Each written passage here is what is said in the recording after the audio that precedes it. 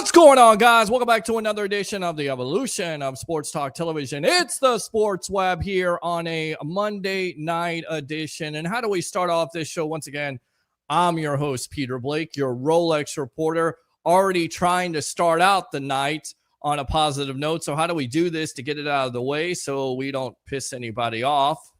Because we do that sometimes here on the show.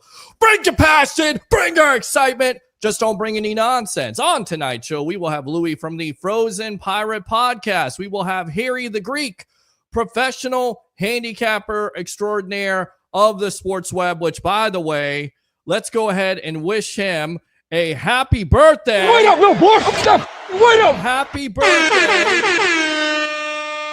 to Harry the Greek. Appreciate you, my friend. Again, all your contributions to the evolution of Sports Talk Television.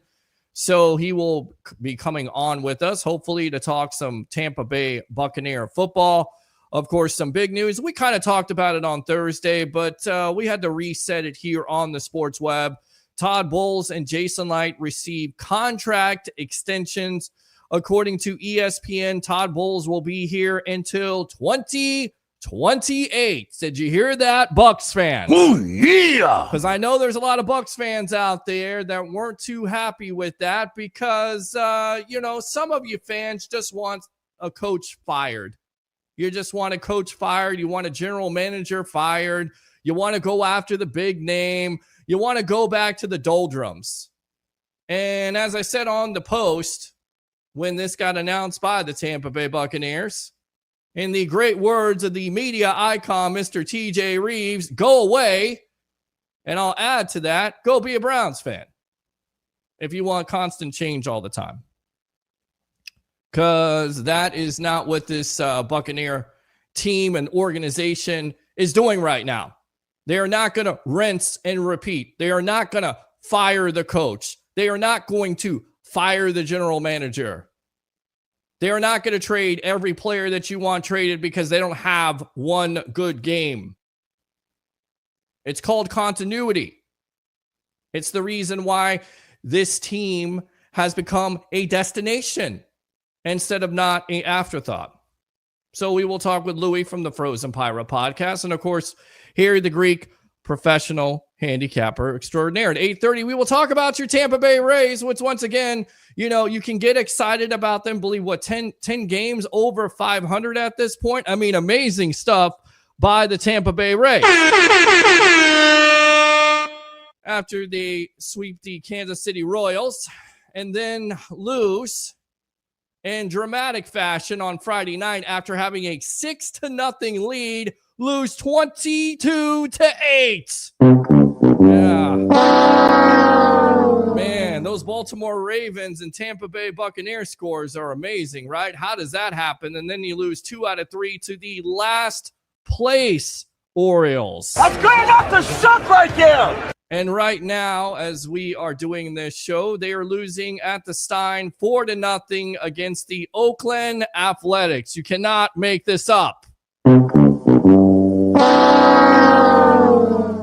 I can't figure out this team, but I am excited about them. I do think they have some all-stars on this team. So we'll talk with Bushman of the Rays Rewind podcast. And then we will get out to Leo Haggerty of Amped Up Sports, going around the NFL, talking about these contract extensions, if you will, and what else is going on when it comes to Bucs news. And as always, we'll take your phone calls, 727-255-0391. It's 727-255-0391.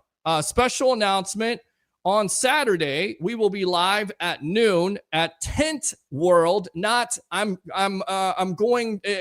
Window Tent, because some people have been correcting me on it. So I don't know if I'm saying it correctly, but Tent World, noon in Pinellas Park, the evolution of Sports Talk Television, 6790 US Highway 19 North. So be a part of the evolution of Sports Talk Television as the Tesla will get tinted up.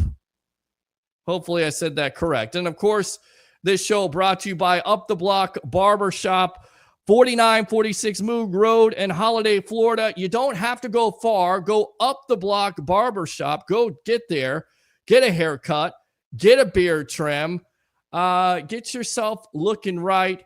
Again, Up the Block Barbershop, and tell them the Rolex reporter Peter Blake sent you, and ask for my favorite barber, Ricky. Let's go out to the comments, and then we'll get out to our guests. Let's go out to Tim Haynes. What's up? What's up with you? Oh, yeah. Let's go out to Christopher Cole.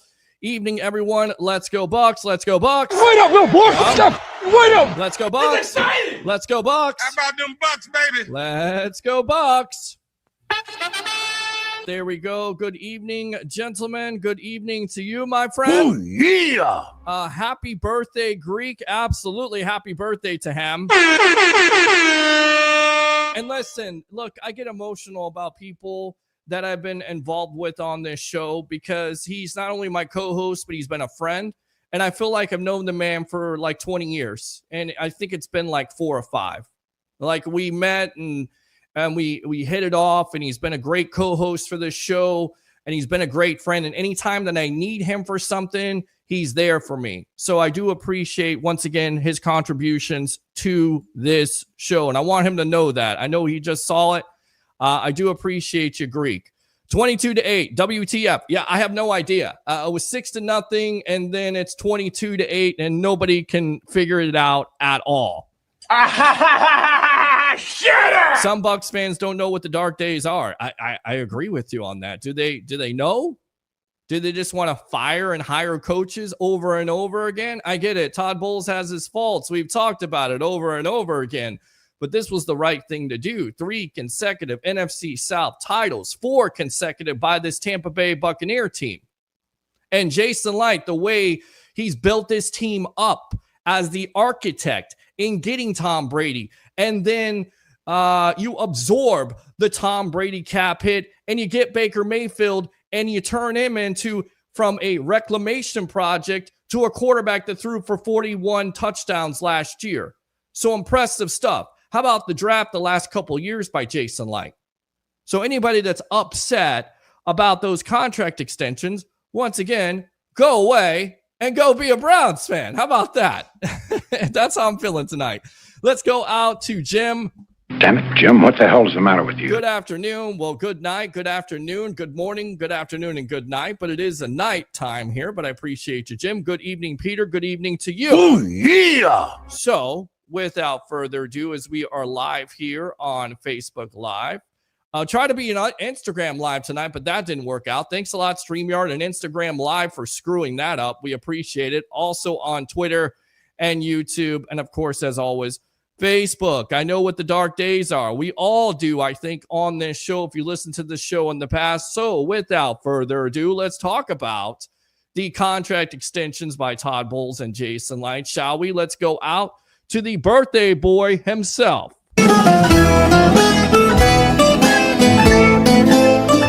Handicapper extraordinaire, one of my best buddies in this business. I feel like, again, I've known him for over 20 years. It's amazing. Just the times we've had together.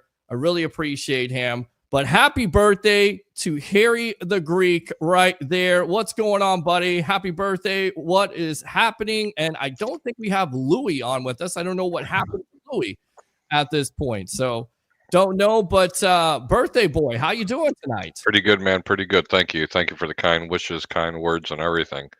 What's going on there, Pete? Well, I mean, the top story is the contract extension. First and foremost, to Jason Licht and Todd Bowles. When you heard this news last week, what did you think of it? Is it the right thing to do? Because I know that some fans aren't necessarily the biggest Jason Licht fans, and also the biggest Todd Bowles fans. So what did you think of the contract extensions by the Bucs, bestowing, if you will, on Jason Licht and, of course, Todd Bowles? Welcome to the Evolution. I understand some fans not being a fan of Todd Bowles. I get it. You could say that about any coach in the National Football League, but Right. you're a damn idiot. Sorry if you don't like Jason Licht. I don't know what you're expecting.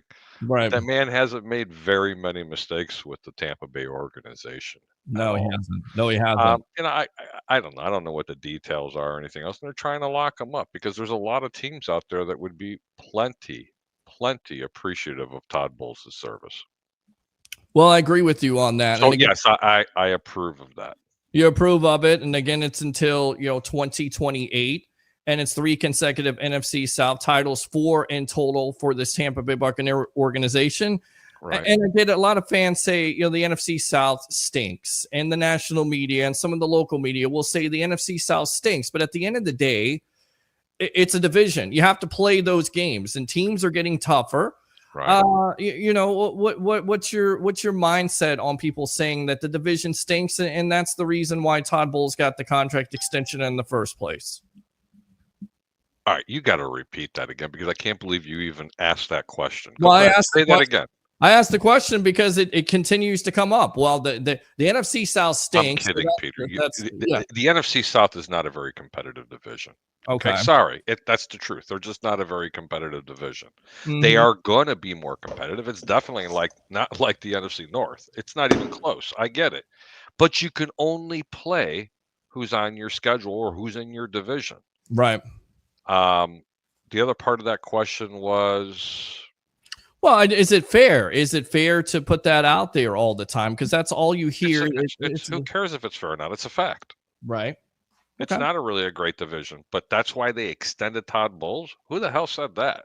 Well, that's the reason why they extended him. No, man, they extended him because of what he's been able to accomplish. Correct. Believe me, listen. The Tampa Bay Buccaneers are not just beating up on their division; they're beating up on a lot of ball clubs outside the divisions. Maybe that's why he got a contract extension for 2 years. Well, I don't know. Philadelphia called. They wanted to know, Todd Bowles is their daddy because they're 6-1 versus the Philadelphia Eagles. And that is the Super Bowl champions, by the way. Yeah, Philadelphia. In fairness too, now, Tampa Bay is not in Philadelphia's favor. Okay, and they caught Philadelphia. In all fairness, Pete, you remember this, Pete. I'm the one that handicaps football games. Yeah. Okay, that year they went to the playoffs. They were talking about getting rid of Nick Sirianni. Those were the same ball players that were out there the following year that had to finally get their shit together a little bit and start to play some football. Believe me when I tell you that is not the same football club. They always caught Philadelphia right at the perfect time. But Tampa Bay wasn't beating Philadelphia last year in the playoffs. 0 chance. That team was on a destiny. That team last year reminded me of the Buccaneers from 4 or 5 years ago. Wow. All right. That's how good and dominating that defense was. Let's see here. Let me go out to Anthony Wayne Lowler, and we'll get out to Louie here in just a moment. Get his intro on. Jason Light is the best GM in the league. Todd Bowles is a great defensive coordinator, but an average head coach, in my opinion. Good opinion. Okay. Happy birthday, Harry the Greek. Arena. Jim, thank you. Happy B-Day, Harry. Hey, Peter Blake. Thank you very much. Thank you, Rena. Oh, yeah. Let's go out to Tim Haynes. The strength of the division runs in cycles. Everything changes. Exactly. Again, Absolutely. You still have to play your divisions. You still have to play those games. And people saying, well, it's a crappy division. Saints always give the Bucs problems. The Panthers. Because it's a division game, Pete. Right. Well, it's divisions. So anybody criticizing the Bucs for winning divisions, and fans are looking at Todd Bowles and saying, well, he's only got a 1-3 playoff record, which, by the way, they beat the Philadelphia Eagles that year at Raymond James Stadium, but it is 1-3. They crushed them that year. Right. So would you say, let me put this out there.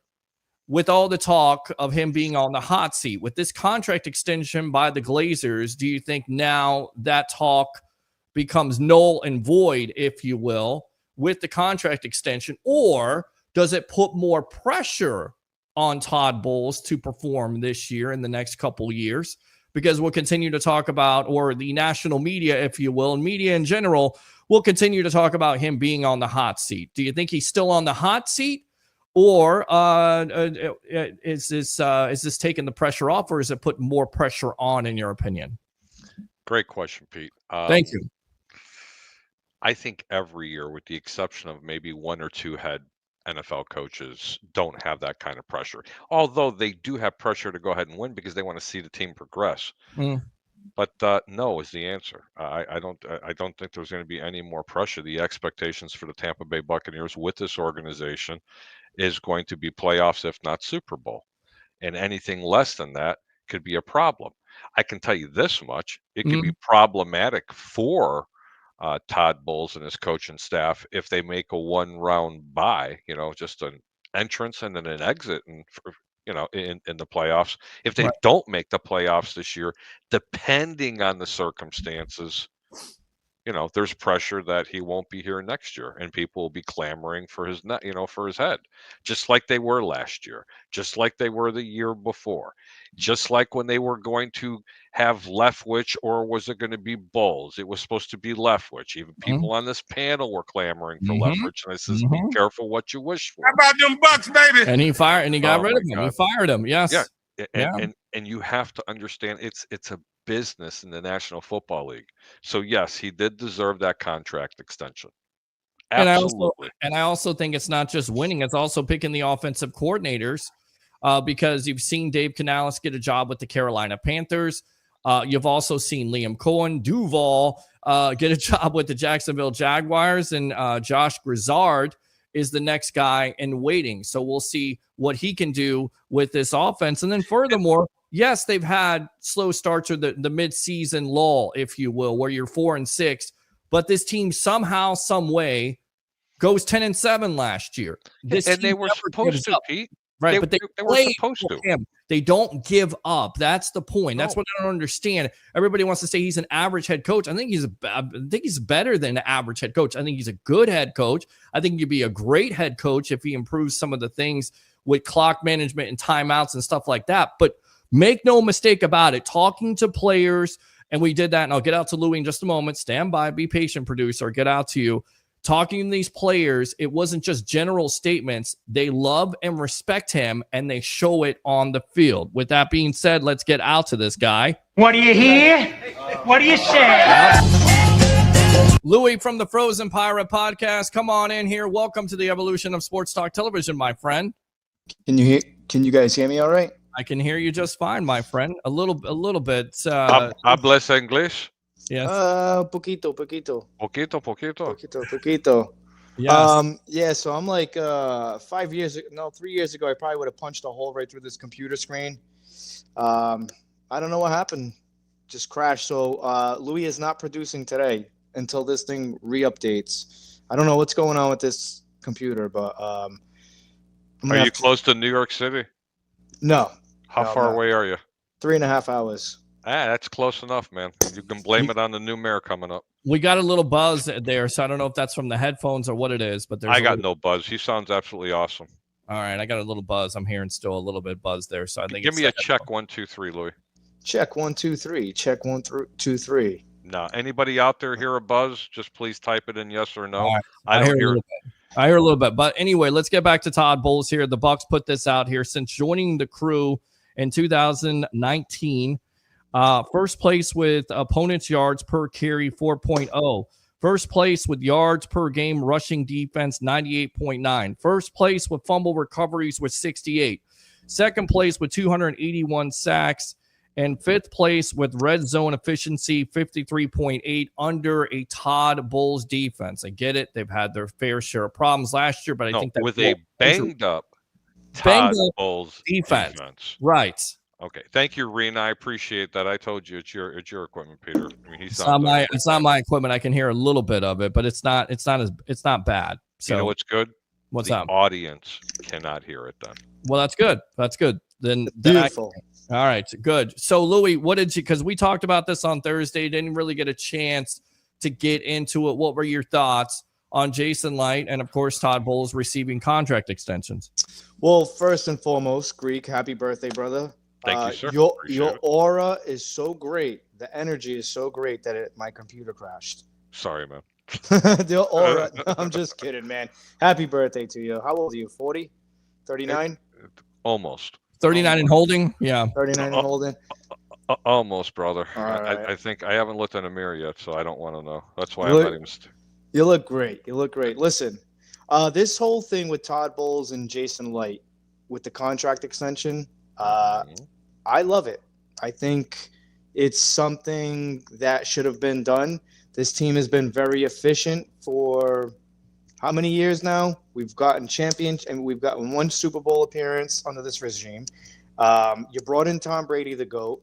You had a very good defense for a while now. I mean, outside of what Greek just said, Injuries. You're not going to make it very far with injuries. You know, go look at the Detroit Lions. They lost their best defensive player, and look what happened to them, out of the playoffs. Look what happened to the Tampa Bay Buccaneers. They couldn't stop a nosebleed.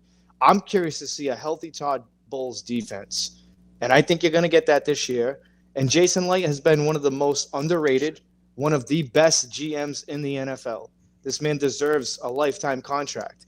I don't think he's been underrated. I have to politely disagree with you. Bring us back to full screen here for everybody. Yeah, go ahead. Look, man, that's been the, it's just like the pundits around the country. They show no respect to the organization here in Tampa Bay with their football team, and they're constantly doing that by saying they're going to win X amount of games, or they have way too many holes to fill. For some reason, there's like this big black cloud over the top of the Tampa Bay area when it comes to their sports franchise, especially regarding the Tampa Bay Buccaneers. So talking about Jason Licht saying a lot of people don't like him, I got to tell you, man, I just don't see it, Louie. I have to politely disagree with you on that one. I think they're going to go after Todd Bowles as any head coach before they would even think about shit, you can't even sneeze. The GM's names out, the GM's name out, in a negative way, because Jason Licht is just Greek. What I'm saying, he's the man. What I'm saying is, when I say they don't show love, it's just because when I say he's underrated, I basically mean like this man should be in the top 3 as far as consistency goes, longevity. I haven't seen him in a top 3 list. It's always like 6th or 7th. Or Peter, you can pull up the list. This guy should be in the top 3 in my opinion. And the reason why I always think that this dude is one of the best GMs is because he doesn't really sugarcoat anything. He's very honest. He's not fake. What you see is what you get. You've seen him at the boat parade when they won the championship. You've seen the comment that he made during the draft with, sorry, Peter, we take the assholes off our draft board right away. We take the douchebags. Those are his comments. So those are his comments. And listen, you can say that. You got a lot of coaches and GMs, not all of them, but there are some of them that try to be like wishy-washy clean. They give you kind of like this fake stigma of who they are. I prefer somebody to be who they truly are. And I believe that Jason Licht, what you see is what you get. Like you seen him at the was it the AC/DC or Metallica concert, like dressed up however he was dressed up. Yes. Like he's not afraid to be himself. He's truly genuine, and his work backs it up. The drafts that he's had, a lot of people have been crucial about his drafts, but we've had some stars. I mean, that's any general manager.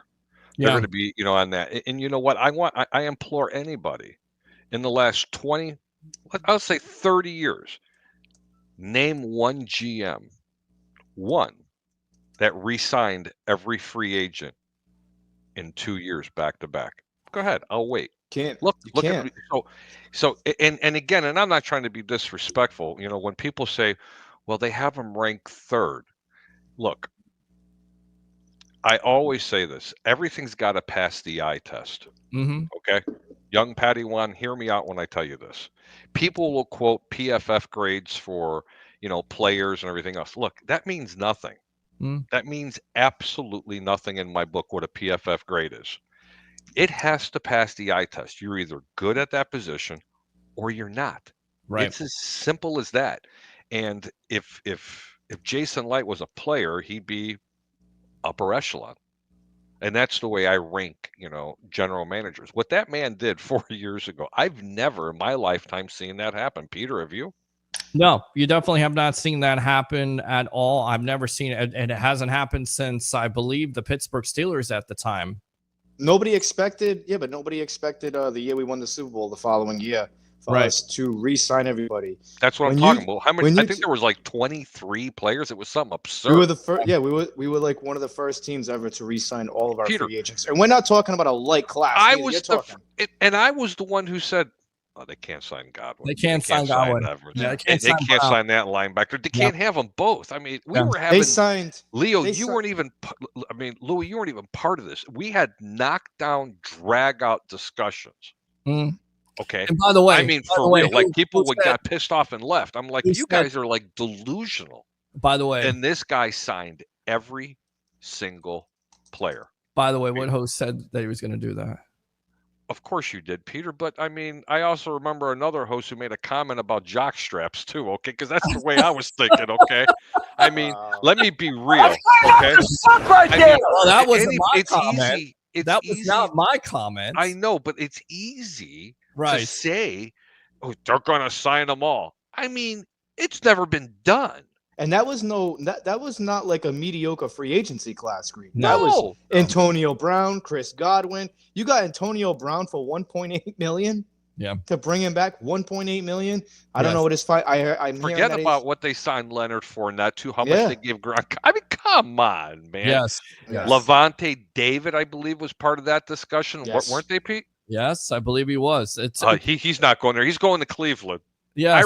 I still Carlton remember Davis going to Carlton Davis was, yes. Yeah, Carlton Davis. Yeah. All right. Bro, I want to go out to these comments, and then we'll get out to El Bushman of the Rays Rewind podcast. We'll get back to our Bucs talk because we're also going to talk Rays on the show. So, David, brace yourself here. We're going to have some Rays baseball talk. We don't want to be like the Cowboys and the Browns. Keep our head coach. He has great experience, head coach that picks great offensive coordinators. They can't even stick around a year for getting head coaching jobs. David says, we'll get back to this comment in a moment. We can address this after we do our Rays talk. And I'm going to ask El Bushman what he thought about the contract extensions because he talks Bucs football in here. He's versatile. Todd Bowles is 1-3 in playoff games here in Tampa. If he goes 1-4, can we admit that we need a new head coach? I just don't think Todd Bowles is that. I mean, this is where, like, who do you want to replace? No, can I step in for a second? You know, David, I'm sorry, and I'll let you go, Lou, because I know David. Listen, David, I love the stuff you send me. I love the way you participate in the shows. But let's re-examine, okay, the comment. Do the Detroit Lions deserve a new head coach because they couldn't get to the Super Bowl? Well, according to David, they would fire him. Timeout. What do they both have in common, David? Come on, I'll wait. I'm going to wait for you to post it in a comment.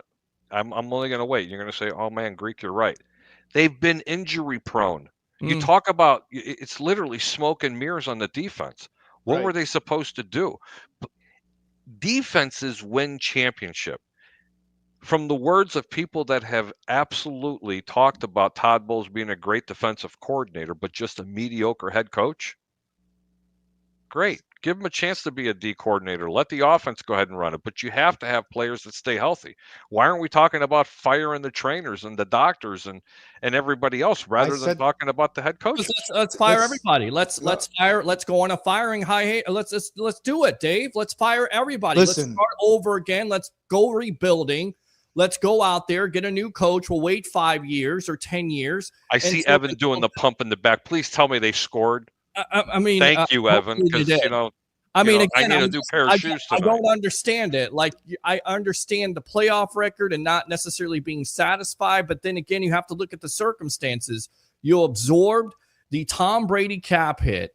You've had multiple injuries. You've had a team that, I get it, has slow starts, especially in the middle of the season, but they're able to progressively get better every year. You go from 8-9 to 9-8 to 10-7. This team never gives up. People are just looking at playoff record. They're not looking at the whole body of work. And David, you have been a Bucs fan for freaking how long? Do you want to get a new coach? Do you want a new system? Do you want? That's not what he's wanting. Hold on. What is he want?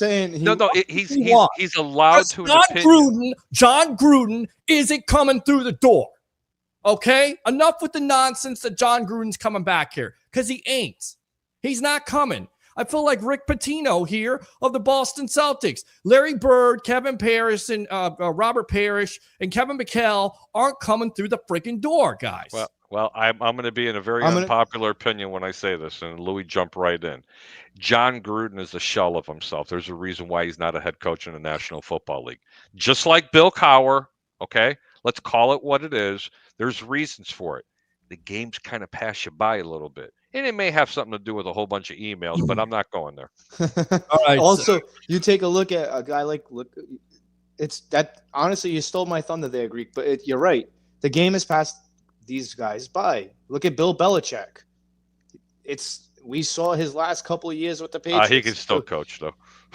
Maybe at the collegiate level, but I don't know. He would have to. I mean, that man can still coach. Is that who you want? I mean, really? No.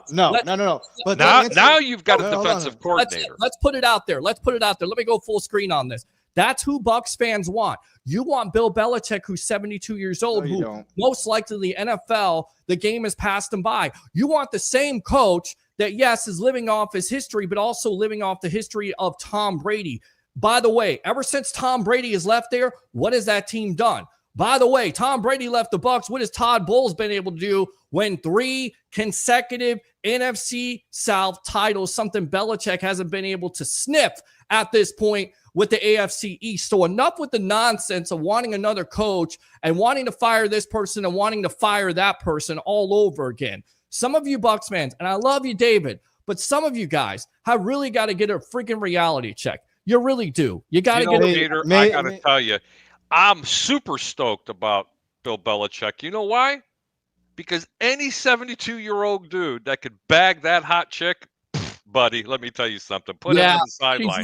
He's the man. He's running his life right now. Let me butt in. Let me go ahead. Sorry, you're never butting in. Jump in, Louie. Listen, we got Al Bushman. Al, stand by. Stand by, Al. Real quickly, I'm going to say this. Buck fans, stop wanting these dreams and fantasies. I've witnessed Bill Belichick. He got rid of guys like Richard Seymour, Gerard. Like, there was no loyalty. So if a guy like that comes in here, you think a guy like Mike Evans is safe? You may like Mike now, but when it comes down to re-signing him, Bill Belichick ain't gonna re-sign him. I'm telling you that right now. Bill Belichick is very cutthroat. You can go back and look. They had one of the best corners in the game in Asante Samuel. Let him go. And you saw what he did to Malcolm Butler off a little minor thing. Benched him. Listen, you don't want Bill Belichick walking through that door. Why? Because that's what a head coach is supposed to do, Louie, and I'm going to disagree again politely. What has he done since Tom Brady's left? Nothing. I'm telling you, he's done I nothing. get it, but he's not a bad head coach. Let me tell you, he's not. He's one of the best. Is he? One of the best of all time. One of the best of all time from history. Is he now? Because no other NFL team called him. Nobody called him. They did call. Well, they did. He didn't accept positions, including one Chicago Bears team. Okay. Yes, he is one of the best of all time, Pete. He's one of the best of all time. Say whatever you want. I'm not saying he's a great. That man is a great football mind. That is the typical coach that Bucs. And you know what? Bucs fans want. The reason why he doesn't fit in today's NFL is because the new player doesn't want you to get in my space. Okay, he comes from the same type of coaching tree and a dimension that a Mike Ditka or a Buddy Ryan or anybody else came in. You either do this my way, sit on the bench, or get the hell off my team. Yeah, that's what he is. And you know what? That's what a lot of players need today. Maybe, but maybe they don't play for that. Maybe we got to go back to Levante David and what he said. Maybe we got to go back to what Antoine Winfield Jr. said. Maybe we got to go back to what Kalijah Cansey said in the interviews for this show, where they were run through a wall for Todd Bowles because he's a player's coach and they continue to play for him. Maybe that coach, and that's the reason why I will say this. Hold on, I will say this. That's what the players you just stereotype Bill Belichick not being a player's coach. He's not a player's coach. He commanded and demanded respect. Absolutely. I think there is some substance to that, to where the NFL game has passed him by because he's not great with his players, and maybe that way doesn't necessarily work. It may work with some teams, but it may work for some players, but it doesn't work with all players. And that's the reason why the game may have passed him by in the grand scheme of things. Al Bushman, let me get out to you right here to join this conversation, and we'll go to it, man. I mean, you talk What's up, Bush? Yeah, I'll talk Bucs. I mean, yeah. Sure. Go for it. What did you think of the extension for Jason Licht and, of course, Todd Bowles? Welcome to the evolution. I thought it was well-deserved. I mean, especially for Jason Licht, who's been, I think, probably probably the best GM in all of NFL, I think, for the past, 5 to 10 years. So I think it was well-deserved. Even on Todd Bowles, I've kind of always been up and down with him, but I think with the consistency that the Bucs have had, like when he took over. Look, I know a lot of people were kind of like iffy about him taking over the job from Bruce Arians after they won the Super Bowl, but I think he's done a great job, especially with the team. And like you guys said before, with they've had years where they've had a lot of injuries, and look what they've done with a lot of injuries. So I think it's well deserved. I think what they're doing in the front office and what he's doing as a coach is a good job. They've put pieces around him. And look, there's a reason why other teams are poaching our offensive coordinators is because we have good systems in place. So that shows you a lot. I mean, look, I think that's where all the Tampa teams around is. They look at what Tampa is doing and they see the winning ways that we can do, and they want to poach everything that we have. So that says a lot. That says a lot for not only the GM, but also it says a lot about the ownership that the Glazers have for this team. Is like we trust Jason Light, we trust Todd Bowles, and we want them to be here for many years to come. So, and going back to the the question of the people that don't want them here, or don't want Todd Bowles as a coach, is exactly who do you want? Like, who do you want to coach the team? Like, look, for NFL coaches, there isn't a lot of guys that you can trust with a lot of the pieces of the puzzle that we have for the team too as well. So if you're going to go out and want to get the next Bruce Arians or the next Bill Belichick for all that jazz, I mean, who? Like, tell me, give me a name, because there's nobody really out there right now. I think all the coaching vacancies are really filled, and the guys that are on the hot seat are on the hot seat. I mean, there's probably about 5 coaches right now that are on the hot seat that they're probably going to not have a job after this year. But when it comes to the Bucs fans that are kind of like, oh, they shouldn't have given an extension, it's like, then this isn't a team for you. This isn't the team. This isn't the coaching staff for you. So maybe you should sit it out for the next few years, and when they get a coach that you want, come back. But for right now, I think for both of them, I think it was well deserved. And look, there's plenty of buzz about the Buccaneers this offseason, about them being a Super Bowl contender and what they're going to be doing this year with all the guys they've brought in and what they're going to be doing on offense. I mean, the offense has been predicted as a top 5. So look, man, if you guys are complaining about coaching and coaches right now, it's going to be a long season for you, man. It's going to be a long season. And I think we have Louie with his regular laptop on there. There you go. I think it's good now. It took that long. You guys can hear me, right? Much better. All right, good. Better. There we go. Like I said, 3 years ago, I would have punched a hole right through that laptop. But I'm 37, man. I'm calm now. I'm relaxed. I'm like, yeah, it's all right. It is what it is. All right, let's talk about the Tampa Bay Rays momentum, if you will. Harry's word. By the way, El Bushman, wish Harry they're on fire. Birthday. Oh, stop, man, please. Happy birthday. Oh, happy birthday, by the way. Happy birthday. I can breathe a little bit of sigh of relief. They just tied it up about 5 minutes ago, so it's now 4-4. Yeah, now. So can I. I got a pretty significant wager. Oh, you do? Okay. Yes. So, but yeah, they just tied it up. They're in the top of the 5th right now. They just chased the A's pitcher out, so he's done for the night. So Yankees are up 3-1 as well. Well, look, I think there was a missed opportunity this past weekend with dropping 2 out of the 3 against the Orioles to tie them for first place. But look, you can't win them all. And the O's have been playing some pretty good baseball lately too as well. But I think overall, I think the Rays they're just rocking and rolling. I think, and now Harry, since we're at the end of the month, we got to check in back with you. You know what? I'm going to go ahead and talk about it back in then. It was back in early June and even late May that El Bushman and I were talking about the way the Rays were playing. And we loved the bandwagon. And it's not fair to say bandwagon is not a good word. We were loving the way the fans were getting enthusiastic and the optimism, not being so cautiously optimistic, but being optimistic that this team was going to do something for real. And I had said, Bush, I don't want to see the next 2 weeks. I want to see the next 30 days. If this team can climb within 3 games of the Yankees, you know what? You need to jump. I mean, start supporting them and start pushing as hard as you can, because it means they're going to start playing again. And it's helped that the Yankees have regressed quite a bit with injuries. But you know what? It's just like the Buccaneers division, ladies and gentlemen. You can't help who's in your division and how they're playing. All I know is that the Rays have been playing excellent baseball. You can get behind this team. All they got to do is make a couple of wise decisions and spend just a few shekels, and let's get a couple of ball players in this team to help them get them across the finish line.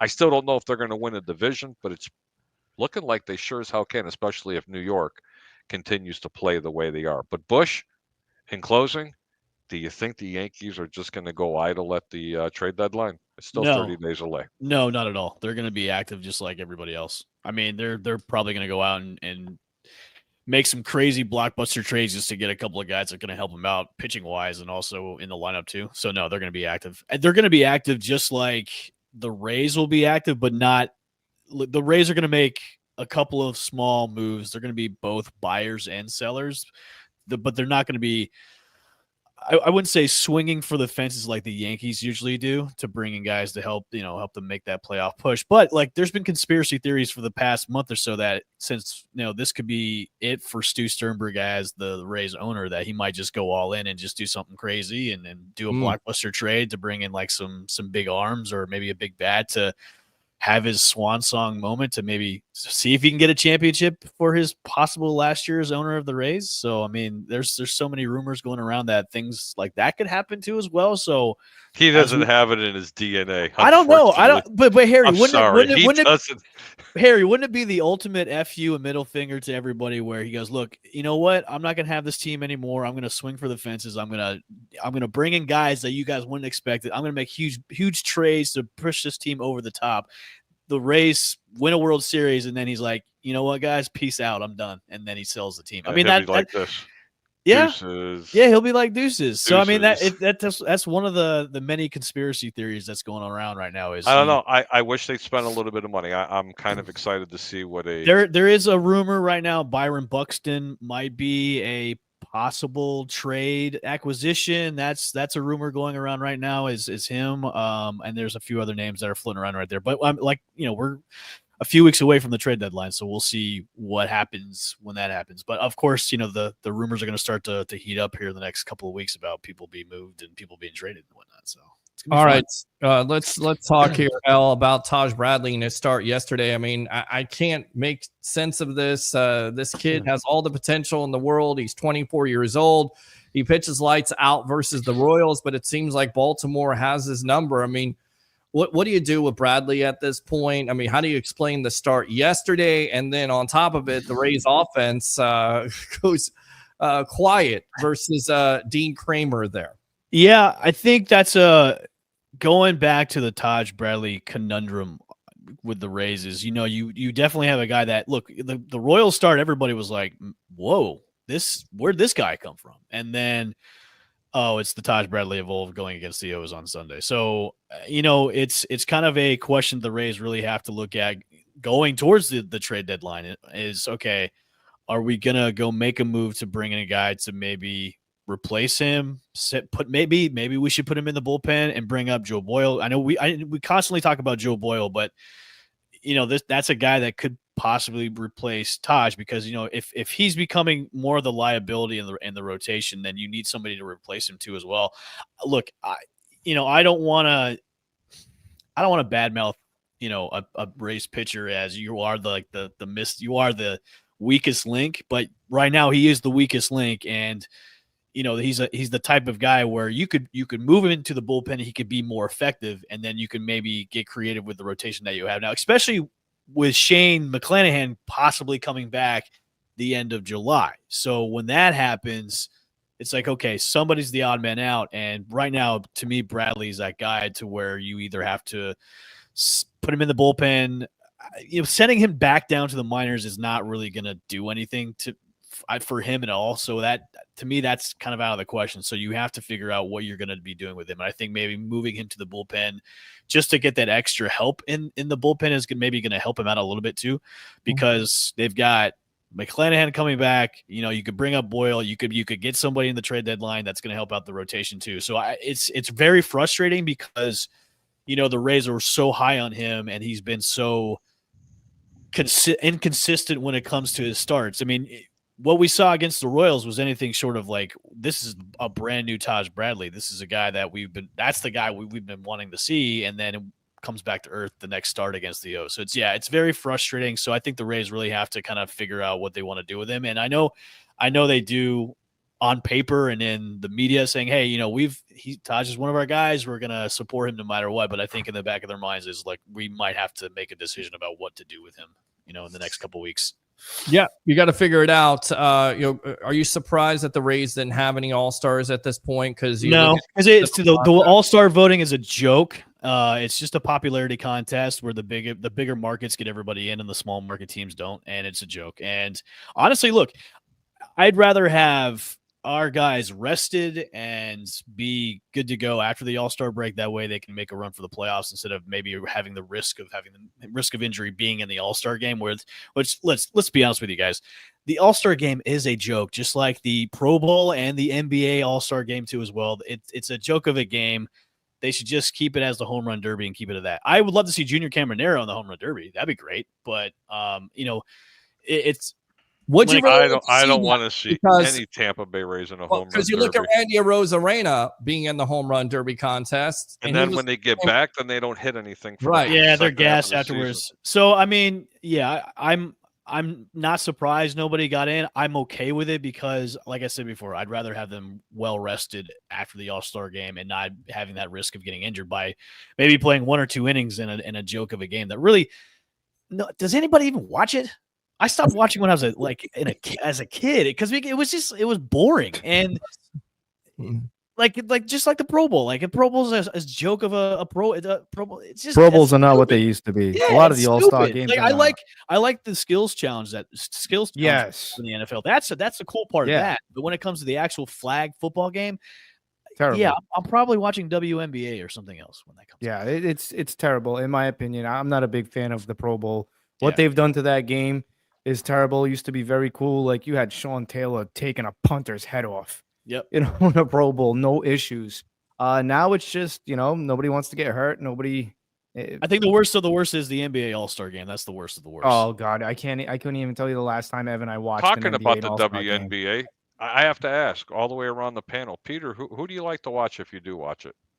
Well, you got to go with Caitlin Clark, of course. You got to go CC, man. I mean, you always got to go Caitlin Clark with the Indiana Fever. Louie? That's the reason why I watch Caitlin Clark. I mean, Caitlin Clark, what she's done. I mean, they have the little rivalry, the Angel Reese and all them. And I know a lot of the women. Angel Reese, when she puts that headband on, please, Chicago, don't kill me. And this is my hometown. She's the queen of the me-bounds. The me-bounds. She also looks like the sloth. Remember the sloth from the cartoon? What the hell is its name? I'm not kidding you. She drives me nuts. I mean, it's a lot true, of the women are like some of them are bad mouthing. Listen, she's brought eyes onto the sport. Oh, bro, they were riding buses. Okay, they was riding buses to go to their next game before Caitlin Clark came around. Okay, now they're on jet airplanes. It's really too bad. Thank you, Sensei. It's really too bad. I watch the WNBA like sparingly. I think mostly when Caitlin Clark's on, but I think when it comes to the product as a whole, they really have. They're usually stepping on their own feet when it comes to putting out look. I think the WNBA is a little bit more is more exciting to watch than the actual NBA because a little bit more physical. No, yeah, because of all the fight. Look, the girls are playing like the NBA players did back in the '80s, and now the guys are playing like the girls did. So that was good. I would say this, man. Wow. They've had stepped on their toes a few times by catapulting their league into the next level because they all like to talk shit about each other, and they're all just look instead of embracing Caitlin Clark, who is she's the face of the league. Like you're trying to like hurt her. You're trying to put her out of commission to where jealousy. And look, when she's not playing and when she's not on TV, nobody watches. And when she's on TV, the ratings go through the roof. So the WNBA shoots themselves in the foot so many times when it comes to mishandling their own league about their star, the face of the league, and other aspects of it too. It blows my mind to where they're always yelling about, hey, we should get equal pay as the men. It's like, well, do you really deserve it when you guys are just constantly shooting yourselves in the foot when it comes to the aspects of the league? So, all right, who's more? How did we get to the WNBA? By the way, I have a way of doing that. They call me the little slithering. Yes. So nothing with the sloth here. We're on with Harry the Greek, the birthday boy, of course, Louie from the Frozen Pirate podcast, and L. Bushman of the Rays Rewind podcast. I'm your host, Peter Blake of the Sports Web. Who's more deserving of a Hall of Fame or not Hall of Fame, All-Star nod? Excuse me, Hall of Fame, All-Star nod. Is it Brandon Lau? Is it Yandy Diaz? It's hands down Jonathan Aranda. He's Junior Caminero. No. I I would say Camanero's a second, but like as of right now, Aranda should be an all-star. He's the best first baseman out there. Again, going back to the all-star voting, it is a joke because of the popularity contest with the regions and everything. He is the best first baseman out there right now. Look at his stats compared to the other guys that got voted in. So it should be Jonathan Aranda. Junior Caminero, and I think Brandon Lau are definitely like 2 and 3, like really close to each other. But Aranda deserves the nod. Who's the MVP of this team right now? Is it Caminero, Aranda, Lau? Is it Diaz? Who is it in your opinion? Is it Aranda? Actually, you know what? I'm going to say Kevin Cash, man.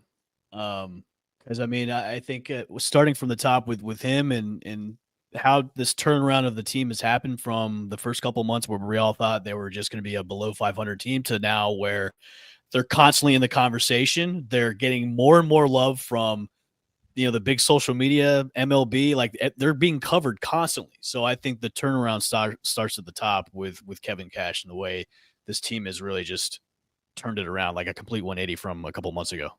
Hassan Kim, any day now, right? I mean, he's supposed to be coming up here. I mean, what kind of decision do you make there? Because you got Jose Caballo, of course, and Taylor Caballero, yeah. I think he's due up any day now. I think they might wait for the series against the Twins this weekend after this one, but yeah, he's due any day. I think he had another great outing yesterday in Durham, so I think it's just any day now. I think what the Rays really have to do is just kind of figure out what roster moves they're going to have to make. So they've got definitely hard questions to answer when it comes to that. But yeah, he's definitely any day now. So it's like any day. And little update for everybody. Little update. Yeah, give me an update. What's the update? The Yankees can't pitch. Nope. Bottom of the 6th, Toronto is losing 3-2, bases loaded, and New York's in trouble, guys. That's all I can tell you. No, they're not bases loaded. Runners on 1st and 3rd. I'm sorry, because they got to run home. But there is no outs in the bottom of the 6th. All right, I want to talk about this Wander Franco situation finally being closed to a certain degree. It will, Major League Baseball still has to rule on it, but more than likely his career is over. This is what Eric Neander had to say to, of course, T-Kraz on WDAE. Just a really unfortunate, sad situation, a disappointing situation. Our thoughts, first and foremost, are with the victim. Exactly. Beyond that, I'm not going to get into anything further other than to say that our focus, as it has been for almost a couple years now, is with the players that are here doing what they're supposed to be doing. That's winning games and being great teammates, good citizens, and making this community proud. And we're going to continue our focus there. So do you think they're able to get this money back? Do you think he ever plays in Major League Baseball? Because there's still people out there. I love you, Eric Moreno, but he's holding out hope that Wander appeals. I cannot fathom that the mother got 10 years and he got 2 years of a suspended sentence when he was guilty of being with an underage girl. That is what happened now? I mean, because I know everything. What did he get now? He got 2 years. He got a 5-year sentence, 2 years of a suspended sentence. So he will not serve a day in jail. So he's stopped.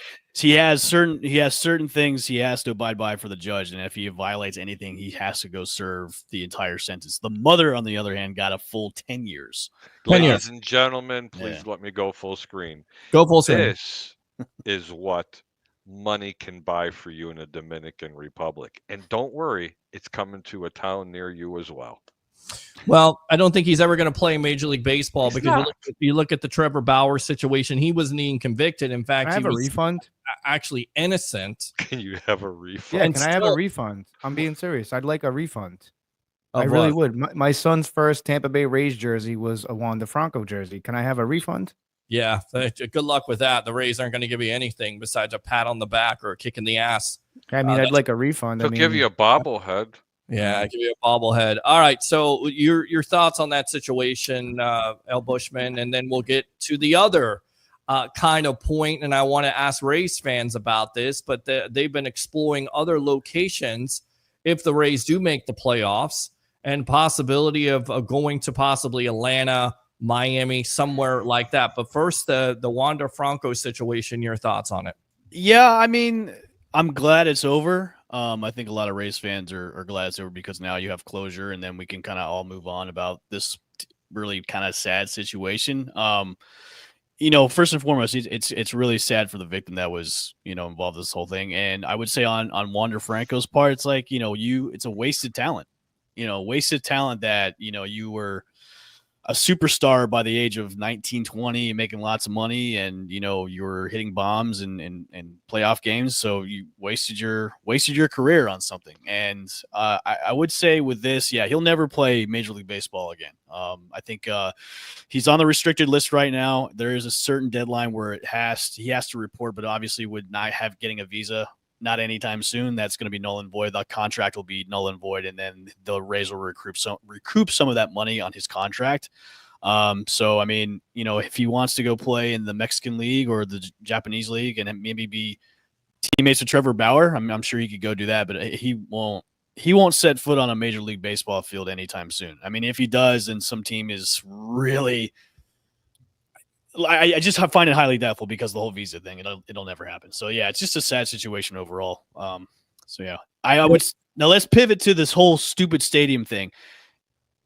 No, they shouldn't go to Atlanta. No, they shouldn't go to Miami. If what Major League Baseball needs to do is, look, don't give away as many free tickets as you did in past playoff games. You can make it work at Steinbrenner Field for a playoff run for the Rays if they get there.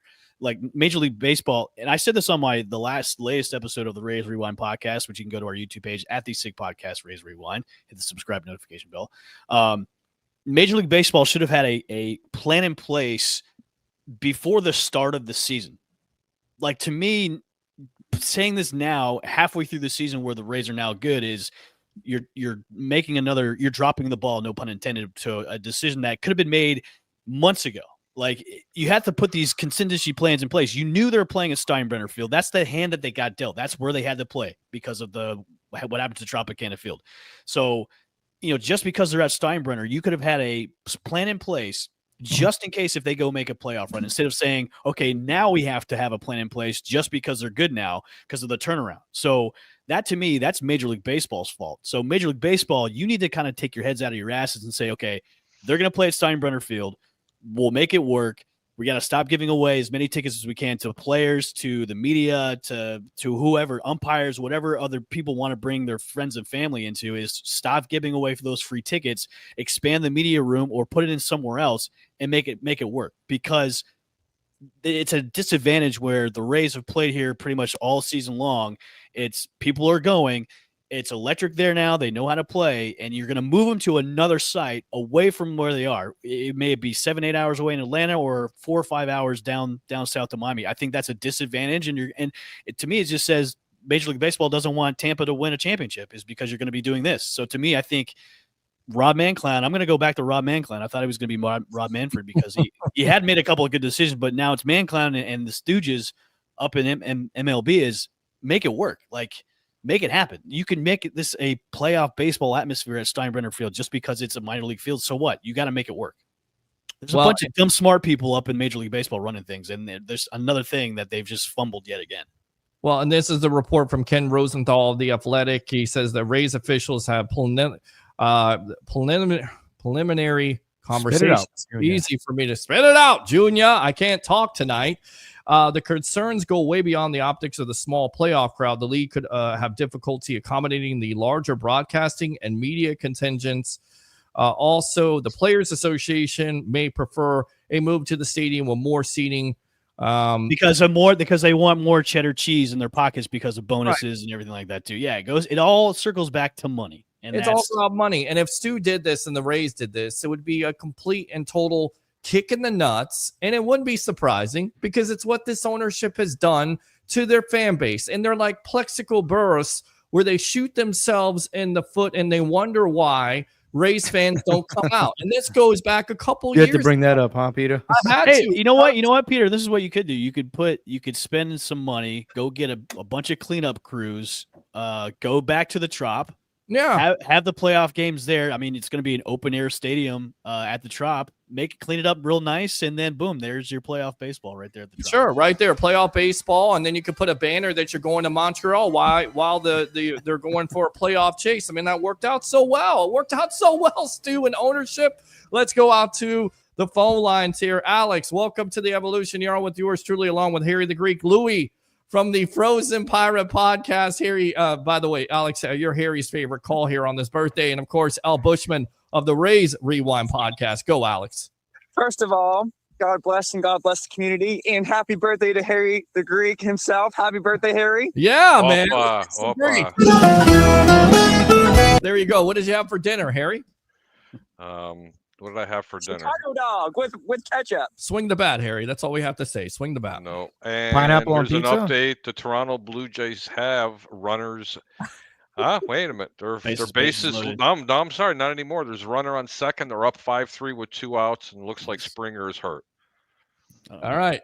So go ahead, Alex. What's on your mind tonight? I mean, first, let's start out with the stadium situation because you've heard the reports. They're looking at other stadium locations, possibly going to Miami, Atlanta for a wild card. Why don't they just play it where they're playing now? Because they don't want to make it. Because it's never simple when it comes to Major League Baseball. You know, I just don't understand. Like, what's the problem? Because it's all about the money. It's all about the dollar bill. It's all about the money. It's all about the Benjamins.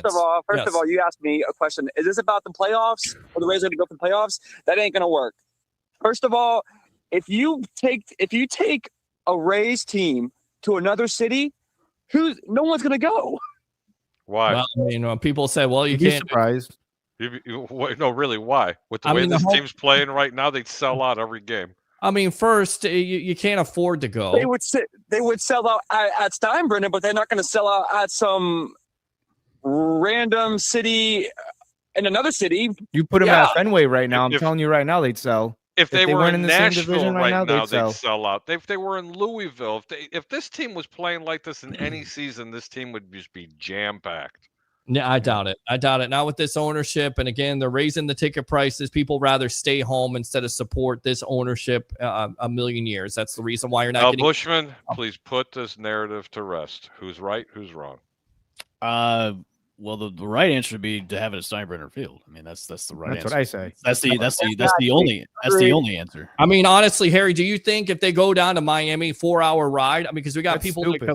complaining. Yeah, I'm talking about outside of Florida. My apologies. Well, yeah. I mean, you're going to go to Atlanta? Come on, man. People complain about going to St. Pete. You think they're going to go to Atlanta? You think they're going to go to Miami? I think they should just stay where they're at now. I mean, No, listen, I'm talking about offense. if the team left. I'm going to say this. I'm going to say if they left the Bay Area. Hey, Peter.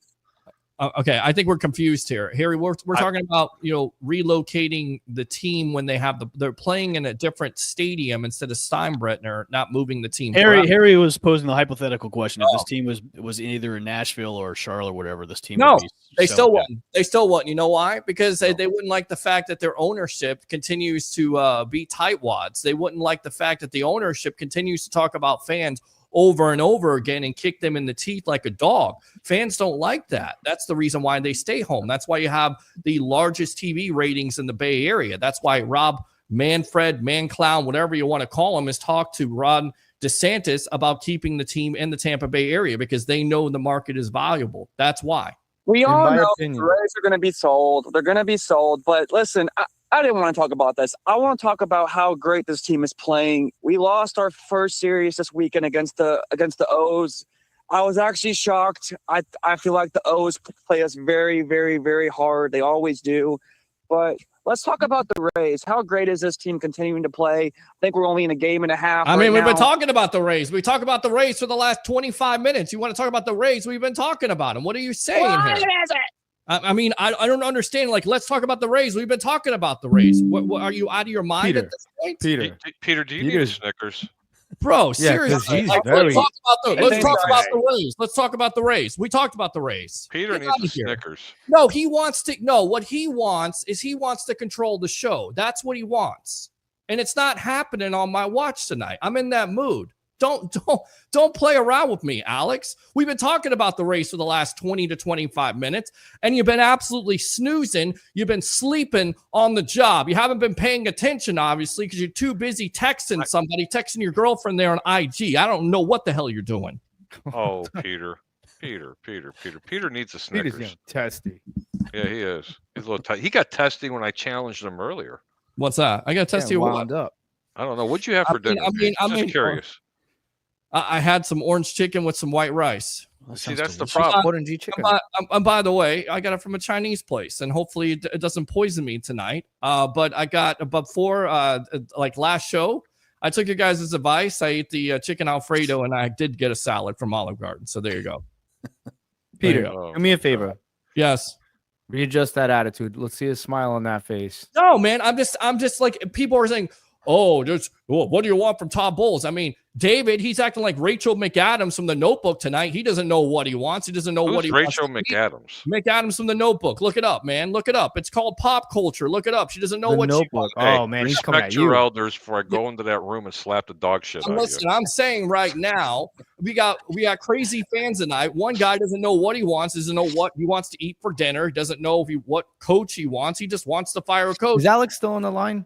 And no. And then we got another guy who says, let's talk Rays. Let's talk Rays. We've been talking Rays. That's what we do here with L. Bushman, the Rays Rewind podcast. Final thoughts here, L. Go Rays.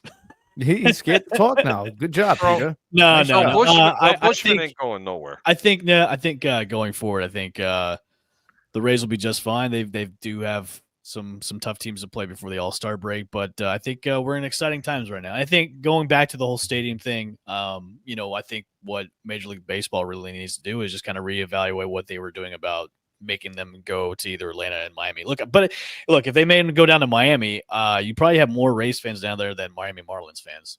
So, but I would say, you got a point there. Yeah, I'd drive down there. Shit, I'd go down to Miami. But it's going back to it, you can't take them out of where they've been playing. I think it just it's kind of like an FU to them. It's like, look, you guys can stay here, make it work, make something work, because I think taking them out of there just really, it doesn't give them the home field advantage, which they should have, especially during a playoff run and hosting playoff games. So it's going to take their momentum, in my opinion. I'm not trying to be the chef of the poo-poo soup, okay? Because I could stir it with the best of them. But I have a question for you, Ray and Peter. You better be quiet when I ask this one. If they get the Trop back operational, do the Rays go back to St. Pete to finish their contract out? I'd love to hear your opinion on that. Yeah, I think they do. I think it also depends about what happens with the sale of the team too, as well. That's also got to be a factor in. I would like to see them go back to the Trop. I mean, that's their original home, just to play out the rest of the contract that they have with the city of St. Pete. And then, go from there, whatever site that either new ownership is looked at in Tampa, because that's where the supposed new ownership says they're gonna build is in Tampa. I would love to see them go back to Trop and play out the remaining contract. Because I think everybody kind of wants them to go back just to do that too as well. But what about you, Pete? About this team getting a new stadium, getting a new? No, it wasn't just getting a new stadium. Do you think they should go back to the Trop to fulfill the rest of their contract when the Trop is still playable? I think they're going to have to, unless they buy out Major League Baseball or they have a situation where the Rays. You see, I didn't think about that. Buy out the contract, then that's certainly possible. But where do you put them in the future years? That's the thing. People say, well, is it Steinbrenner next year? Would the Yankees allow that? Would you go somewhere else? I mean, how many years can you play in a minor league stadium? So I think eventually, I think eventually they're going to go back to the Trop unless they buy out that contract, if that makes sense. May I say something here? Sure, go ahead. You don't have to say may I. Just go ahead. You say mother may I. You automatically get in. I'm just trying to be polite. Look, raise your hand. Raise your hand, kid. Raise your hand. Listen. This is my opinion on the Rays situation. Let's stop worrying about where they're going to play. Let's just worry about right now and the situation that they're in right now. Let's cross that bridge when we get there, because right now what they're doing right now at that ballpark is pretty cool, and I said it's going to be pretty special.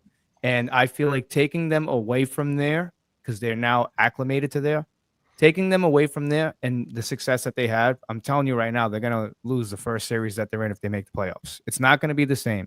You're asking these guys to pack up all their shit and go somewhere else that's not home again. Listen, they're comfortable where they're at. They're winning where they're at. And I understand it's only, 10,000, 11,000 people there. It's still a loaded ballpark, and it's still the momentum's there. Why break that momentum? But from what I hear, the way the owner is and how Stu is, maybe he might just to prove a point. But if it's me and I'm controlling the team, man, like I said, they're staying right where they're at for right now. And then we cross that bridge when we get there, figure out where they're going to play next year. Right now, I think we should worry about right now.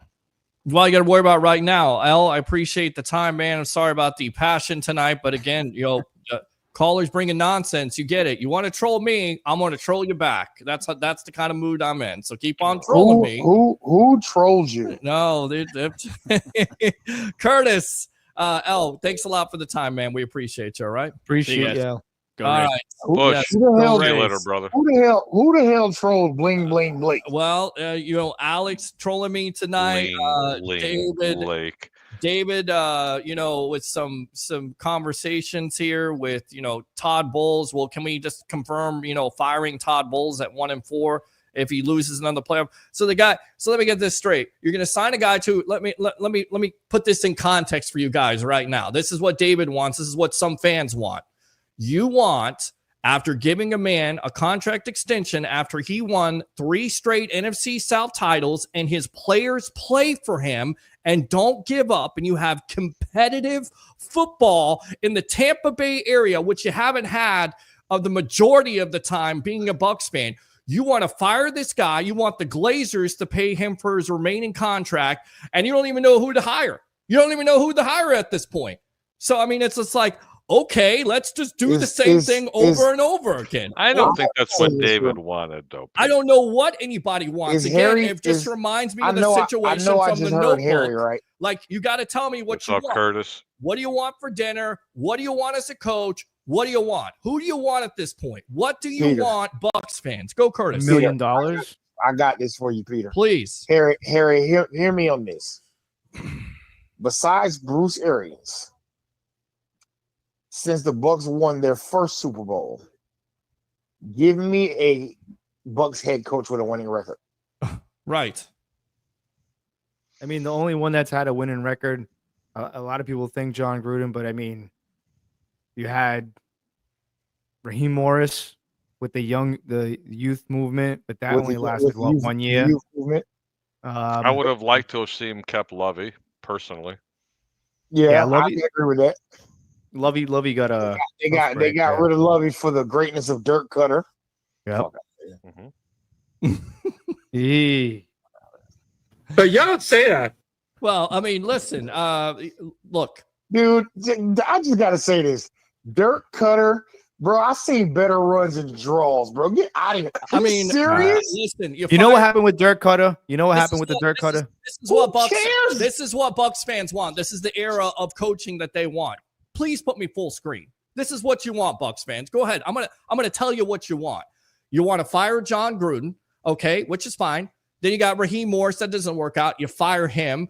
Then you get left at the altar for Chip Kelly. Then you go after Greg Schiano. He's absolutely terrible. You have all those losing seasons. Then you fire him. Then you want to fire Lovie Smith. Then you want to fire Dirk Cutter. You hire Bruce Arians. You have continuity. Oh, by the way, you win a Super Bowl. It's amazing how continuity works. Like when you keep the same system in place, the same players. This is what some Bucs fans want. You want to fire a guy for not winning another playoff game. Let's fire a guy after we sign him to a 3-year contract extension. I don't care if it's your opinion. It's stupid. It's absolutely freaking stupid. I'm going to say this, and I'm going to cut everybody off real quick. With the injuries the Bucs had, they shouldn't even make the playoffs last year. Thank you. I mean, geez, everybody's like, "Oh my God, they won the NFC. They won anti-bowlers. Wait. They won the NFC South. That's not a big deal." Because here's the thing: you dealt with the Brady cap hit, where everybody said in their mama in national media that this Bucs team would have 2 to 3 wins. They weren't supposed to win a division, even a crappy. They were rebuilding. Remember, they were rebuilding. Right. You won't even give Tom as they were rebuilding going into the playoffs. Yeah. I mean, I will, right. Let me say this to the anti-bowlers, and I'm going to go full screen here. And I don't really like going full screen, but I'm going to. Look, I know a lot of people are upset. They want to see more. They want to see more. But listen, I don't know that many coaches who can do what Todd Bowles has done. You know, he took over this team a little prematurely. It was out of nowhere when Bruce Arians said, "Hey, I'm going to retire."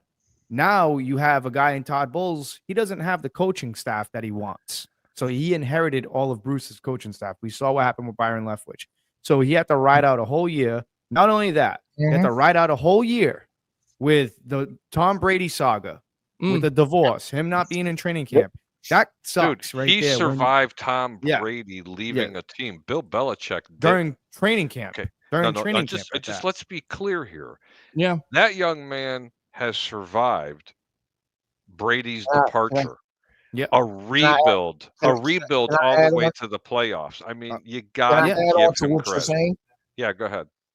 You have 32 coaches in the NFL. Give me 10.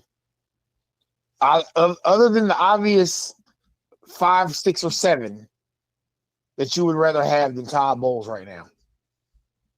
I'm gonna say one. It may not sound popular. I'll say one. I'll give you this. I'll take Mike Tomlin. You took the words right out of my mouth. There you go. I'll take Andy Reid. Nah. Listen. I'll take Andy Reid. Andy Reid goes. He's Sean McVay. Listen, I would take Mike Tomlin, Sean McVay. I'll even take Liam Cohen. I don't care. I'll take Liam Cohen. I'll say it. I'll take Liam Cohen. I'll say it. Pete, off with his head. I'm a Pete Carroll fan. I really am. Got the suck right there. There you go. Hit it again. Come on, Liam. Well, why? Hold on. Wait a minute. Sorry, Curtis, not to cut you off, but why not Liam Cohen? Because the guy wasn't even ready to be an NFL head coach. He's a great offensive coordinator. He may be the next Dirk Cutter. He may be a great offensive I don't think so. Him and Dirk Cutter are two different guys. Wait a minute. Hold on, Peter. This guy has grown up right up the street from me in West Warwick, Rhode Island. He was Providence Player of the Year. I actually know somebody who went to the University of Maine, who he coached. He was an offensive lineman, and he basically said it straight out. He goes, he's kind of a dick. But he knows what he's doing, and he's very underrated. He goes, I couldn't stand the guy, but he was a coach. He was a good coach. It's Leo's headshot. I'm sorry, Louie. Nah. It's Leo. What I'm trying to say is I would take Liam Cohen because a lot of people may not think that's a popular decision to make because of what he did. Listen, screw off. Because if any team offered any one of us here $13 million a year, that's generational wealth. The way he went about it. I never doubted the man, and I never faulted him for what he did. I was laughing. He went about it the wrong way. I will say I was laughing at Carolina for ponying up all that money to go grab a guy that's completely unproven. And just because he did it with some guy from Rhode Island or whatever, does not constitute that the man's going to be a good NFL head coach. Although in year 3, I do like the strides that this team is making. And I also said that the Carolina Panthers could be a surprise team this year. And I thought they were the team that were going to give the Buccaneers a run for their money. But as far as Liam Cohen, he was not ready to be an NFL head coach because he literally almost destroyed the #1 overall draft pick in a Bryce Young in year 1. And listen, we're going to get a chance to see if Cohen can do it. He's going to have the opportunity. No, you're talking about Dave Canales and Dave Bryce. Canales. Right. Sorry, Dave Canales. Sorry, I got me worried for a second. Why is my brain doing this? Pete? I don't know. Go. I don't know. You're ready to get out of here? This is the 4th time. That's because you haven't had any Chicago dogs lately. That's it. You didn't have ketchup on your hot dog. I'm gonna say this. Cohen No, will have Cohen will have every opportunity to do that with Trevor Lawrence. The proof will be in the pudding. Because it's easy to say Carmelo Sopranos and Furio's kid. Absolutely. Right. You have Baker Mayfield and Mike Evans and Chris Godwin. You don't have the same weapons and down in Jacksonville as you had with Tampa. Well, I will say this about Liam. I think it's gonna take him a couple of weeks to get acclimated to that team. Because as a new coach, you don't really know what you got until by week 6, week 7. Year head coach. Yeah, I get it. Sean McVay was a first-year head coach, and he did all right. Both of the OCs that have left Tampa Bay, it's premature. It's as plain as what it is. It's premature. But I mean, Leo, they have to get their start anyway. Yeah, Harry. It is that type of league. They got to get their start someplace. Yeah, but Harry, ever since McVay came into the league. And we saw all of that. Now every team is trying to replicate that McVay hiring. You know what I'm saying? So But they were doing that after Gruden won in Tampa. Yeah. They were going and hiring young coaches after Gruden won in Tampa. Well, they because tried that with Dirk Cutter too. Remember that? Listen, the biggest what are you doing, Harry? You're getting out of here? That's what the kids do when they're You're like, bringing a lefty, sir. You got to bring in a lefty. All right, Harry. Happy birthday, brother. We appreciate happy the birthday, time. man. Oh, Listen, happy birthday, Harry. All right, there he goes. He's out of here. We'll get out to the biggest kept secret out there, or it's I didn't even get to finish my statement. Well, listen, the Glazers, the reason why they hired offensive coordinators and defensive coordinators, they don't want Mike Tomlin to get out of the building. That was their worst mistake that they made. They didn't want him to get out of the building. So that's the reason why they hired Raheem. There's a lot of guys that got out of the building, Peter. A lot of guys from that defense that got out of the building. But I will say this before we bring in Leo. Look, the reason why they hired Dirk Cutter and they promoted him was because San Francisco, I mean, he had a really good year with the Buccaneers offensively. Jameis had a good year. And San Francisco was showing a lot of interest in Dirk Cutter. And they said, you know what? The hell of it. Let's get rid of Lovey. And unfortunately, you saw what played out. I honestly think Jameis Winston got Dirk fired. Honestly, you've seen Bruce Arians come in here. Jameis didn't do anything. But back to the Todd Bowles situation real quickly, if I may. I will say this. He's dealt with a lot of stuff. Injuries. He's dealt with a lot of things. But I'm going to say this. This year, for me, you got your coaching staff. You got, 2 years now to really build a roster up. You got a good running game. You got the basis, the core of this team you have. There is no excuses now. I expect nothing less than NFC championship. Hold on. I expect nothing less than NFC championship game. And if we go 9-8 again, then you have to stop making a decision because I can't do this 9-8 thing. So if you lose in the wild card, losing the wild card. Hold on, wait a minute. If this team is healthy, right? And defense lets you down again. There's no major injuries. Let's just say one injury here and there. Just no major injuries. Let's just say we lose again at home in the wild card. Do you stop making that decision? Do you start to look at what's on that door? I don't want to restart over again. To answer your question, to be fair about this, it wasn't necessarily just the defense that let this Bucs team down. It was the offense because they only scored 20 points. And on top of it, at a critical time, they had a turnover. So I don't think that's all Todd Bowles' fault. I think that's Liam Cohen. No, he didn't fumble the football. Right, but I think it's Liam Cohen's fault because he didn't necessarily call the best game of his year. I mean, I think that falls on the players. I think wait, hold on. I got to say something. No, that's not true. That falls on the defense, Peter, because the offense wasn't on the field when Jaden Daniels was running them into the ground for 7 minutes. Who called the Jalen McMillan end around? I mean, yeah, Liam Cohen did, but who fumbled the football? Who fumbled the football? Jalen McMillan. But why are you putting your situation? Why are you calling? I mean, he had one of his worst called games, in my opinion. He did. Peter, there wasn't much he could do. What could he have done? When your defense is on the field for 5 minutes in one quarter, and then your defense is on the field for 7 minutes in another quarter. Why are you making that call in the first place? I'm gonna look up the statistics of that game. I have to. Now I got to pull it up. I try to put this game in my past because it pissed me off. Believe me, but I'm telling you, Peter, there wasn't much you can do when you have two mistakes. Curtis, hold on a second. You got to bring in Leo. Let's bring in Leo here. Book him, Dano. I think he's having some connection problems, so we'll hold off on him. But I want to go out to this here. I was highly upset. Curtis, I feel bad. Kansas City game. Highly upset after the Kansas City game because Todd Bowles should have just went for 2. I agree with that. I think he should have went with that, and we've talked about that. He's not a perfect coach, but for him to hire the guy from Jacksonville and understand that he's not perfect, and him to buy into offense by drafting a wide receiver, by drafting 2 wide receivers and having some input in that, I think they want to change things around. And to this point, David, Peter, how many games in the last 3 seasons have we said Todd Bowles' coaching decisions what cost us a game? How many last year? But I still respect your opinion. How many games can you say this team won where you ruled them out because of those decisions? How many times? How many times has this team stood up when they needed to have a win and gone and won the game? How many times has this team gone in to have these streaks, to where they need to win games, and they do it, and they go on the road and do you're it. absolutely right. A couple years ago, when they went into Atlanta, and Baker Mayfield didn't have his best game, but you had the last drive there, and the team pulled it out, and they win that and win in the division. How many times when they go into Green Bay and they win in the division? How many times we're going to talk about it? Let's talk about it. Let's be fair about it. You're fair. You're right. You're 100% 35 minutes, 26 seconds to the Tampa Bay Buccaneers, 24 minutes and 34 seconds. They couldn't get them off the field. That's defense. Yeah, because Jalen Daniels was killing their ass. Exactly. So, I mean, he wasn't really killing them, though. I mean, rushing yards, he had. Do you have the stats pulled up? I have the stats pulled up. He was 24-35 for 268 yards, 2 touchdowns, 13 carries, 36 yards rushing. They destroyed. Listen, I'm going to tell you as a football realist, the Commanders, because I'm going to say it, and I was one of them. It's okay. I'm going to deflate my ego here. I was the one that was rah, rah, rah. We're going to beat the Commanders into the ground. Who the hell is Jaden Daniels?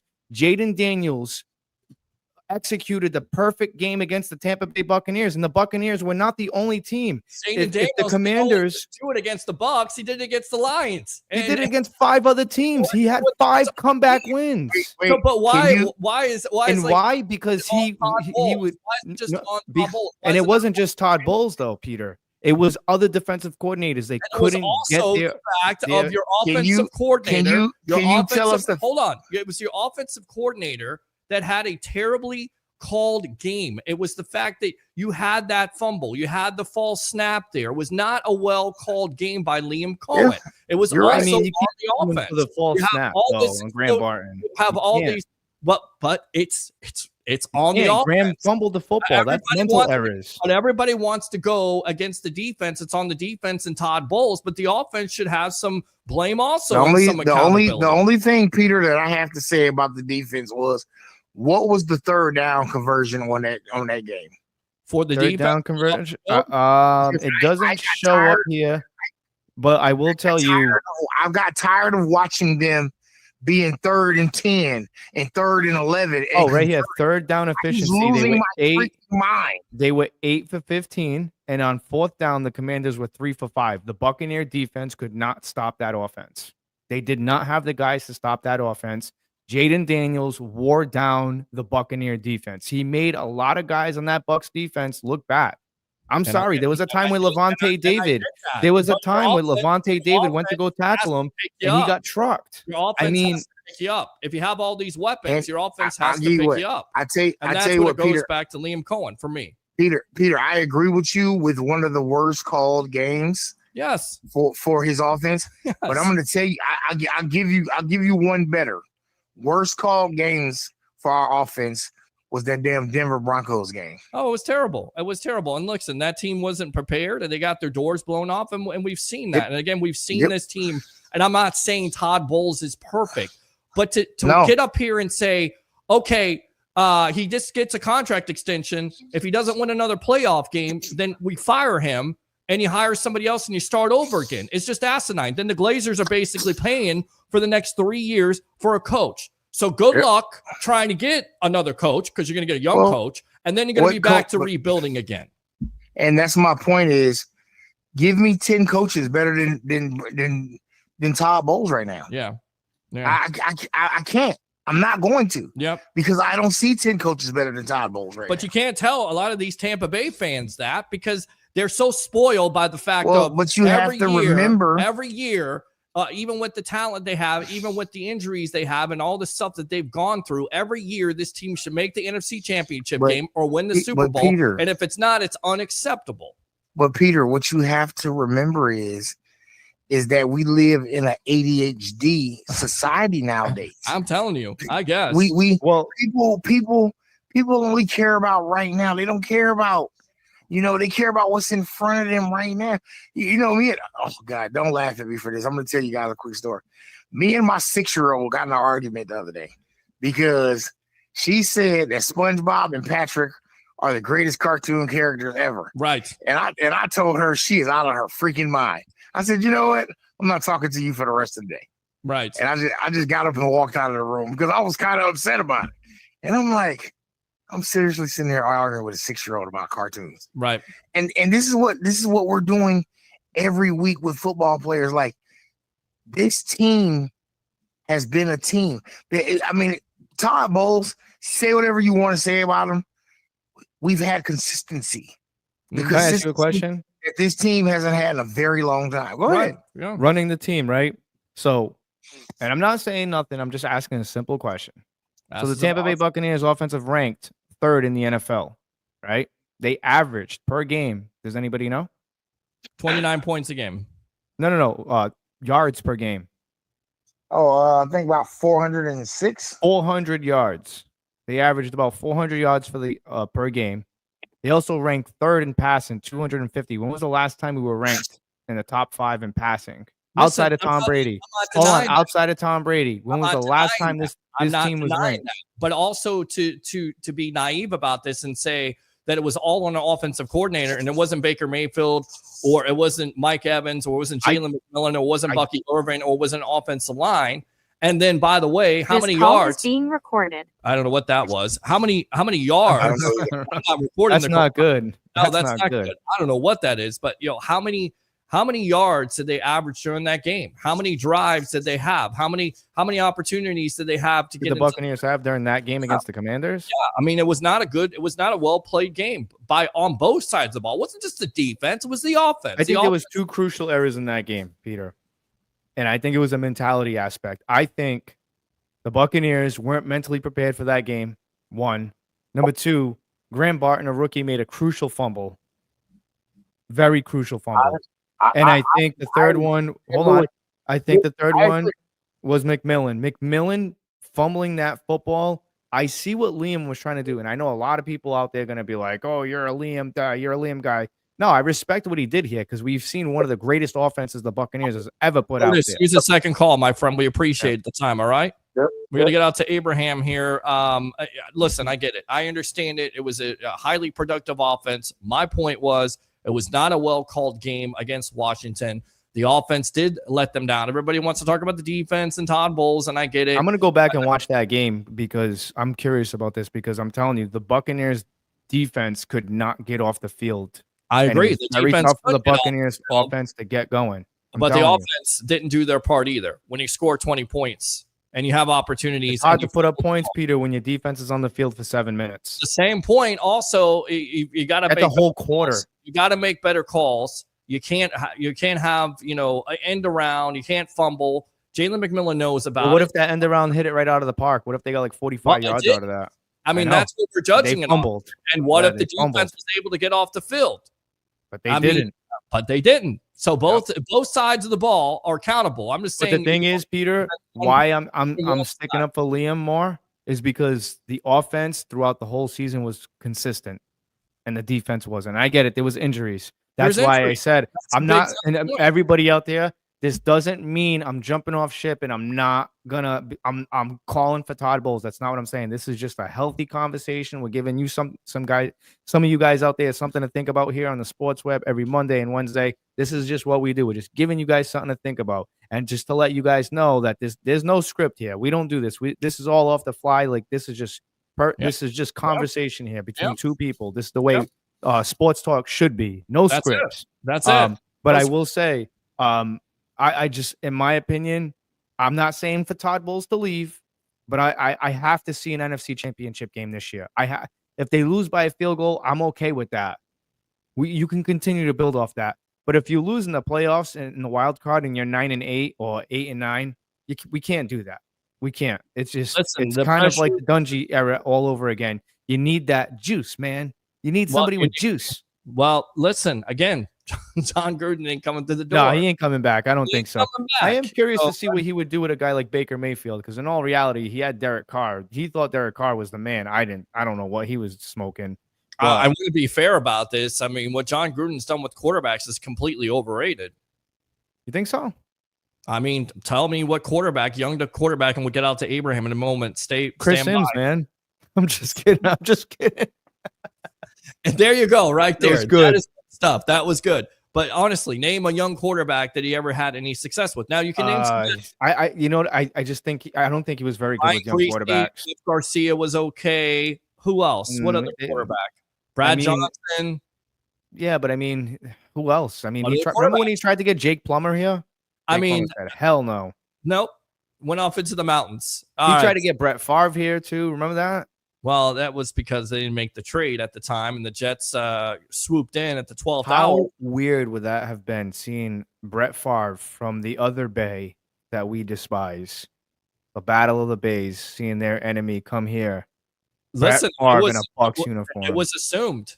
I was working at the radio station at the time at 10:10 a.m., and I got off my shift, and I was assuming that it was going to be done by midnight.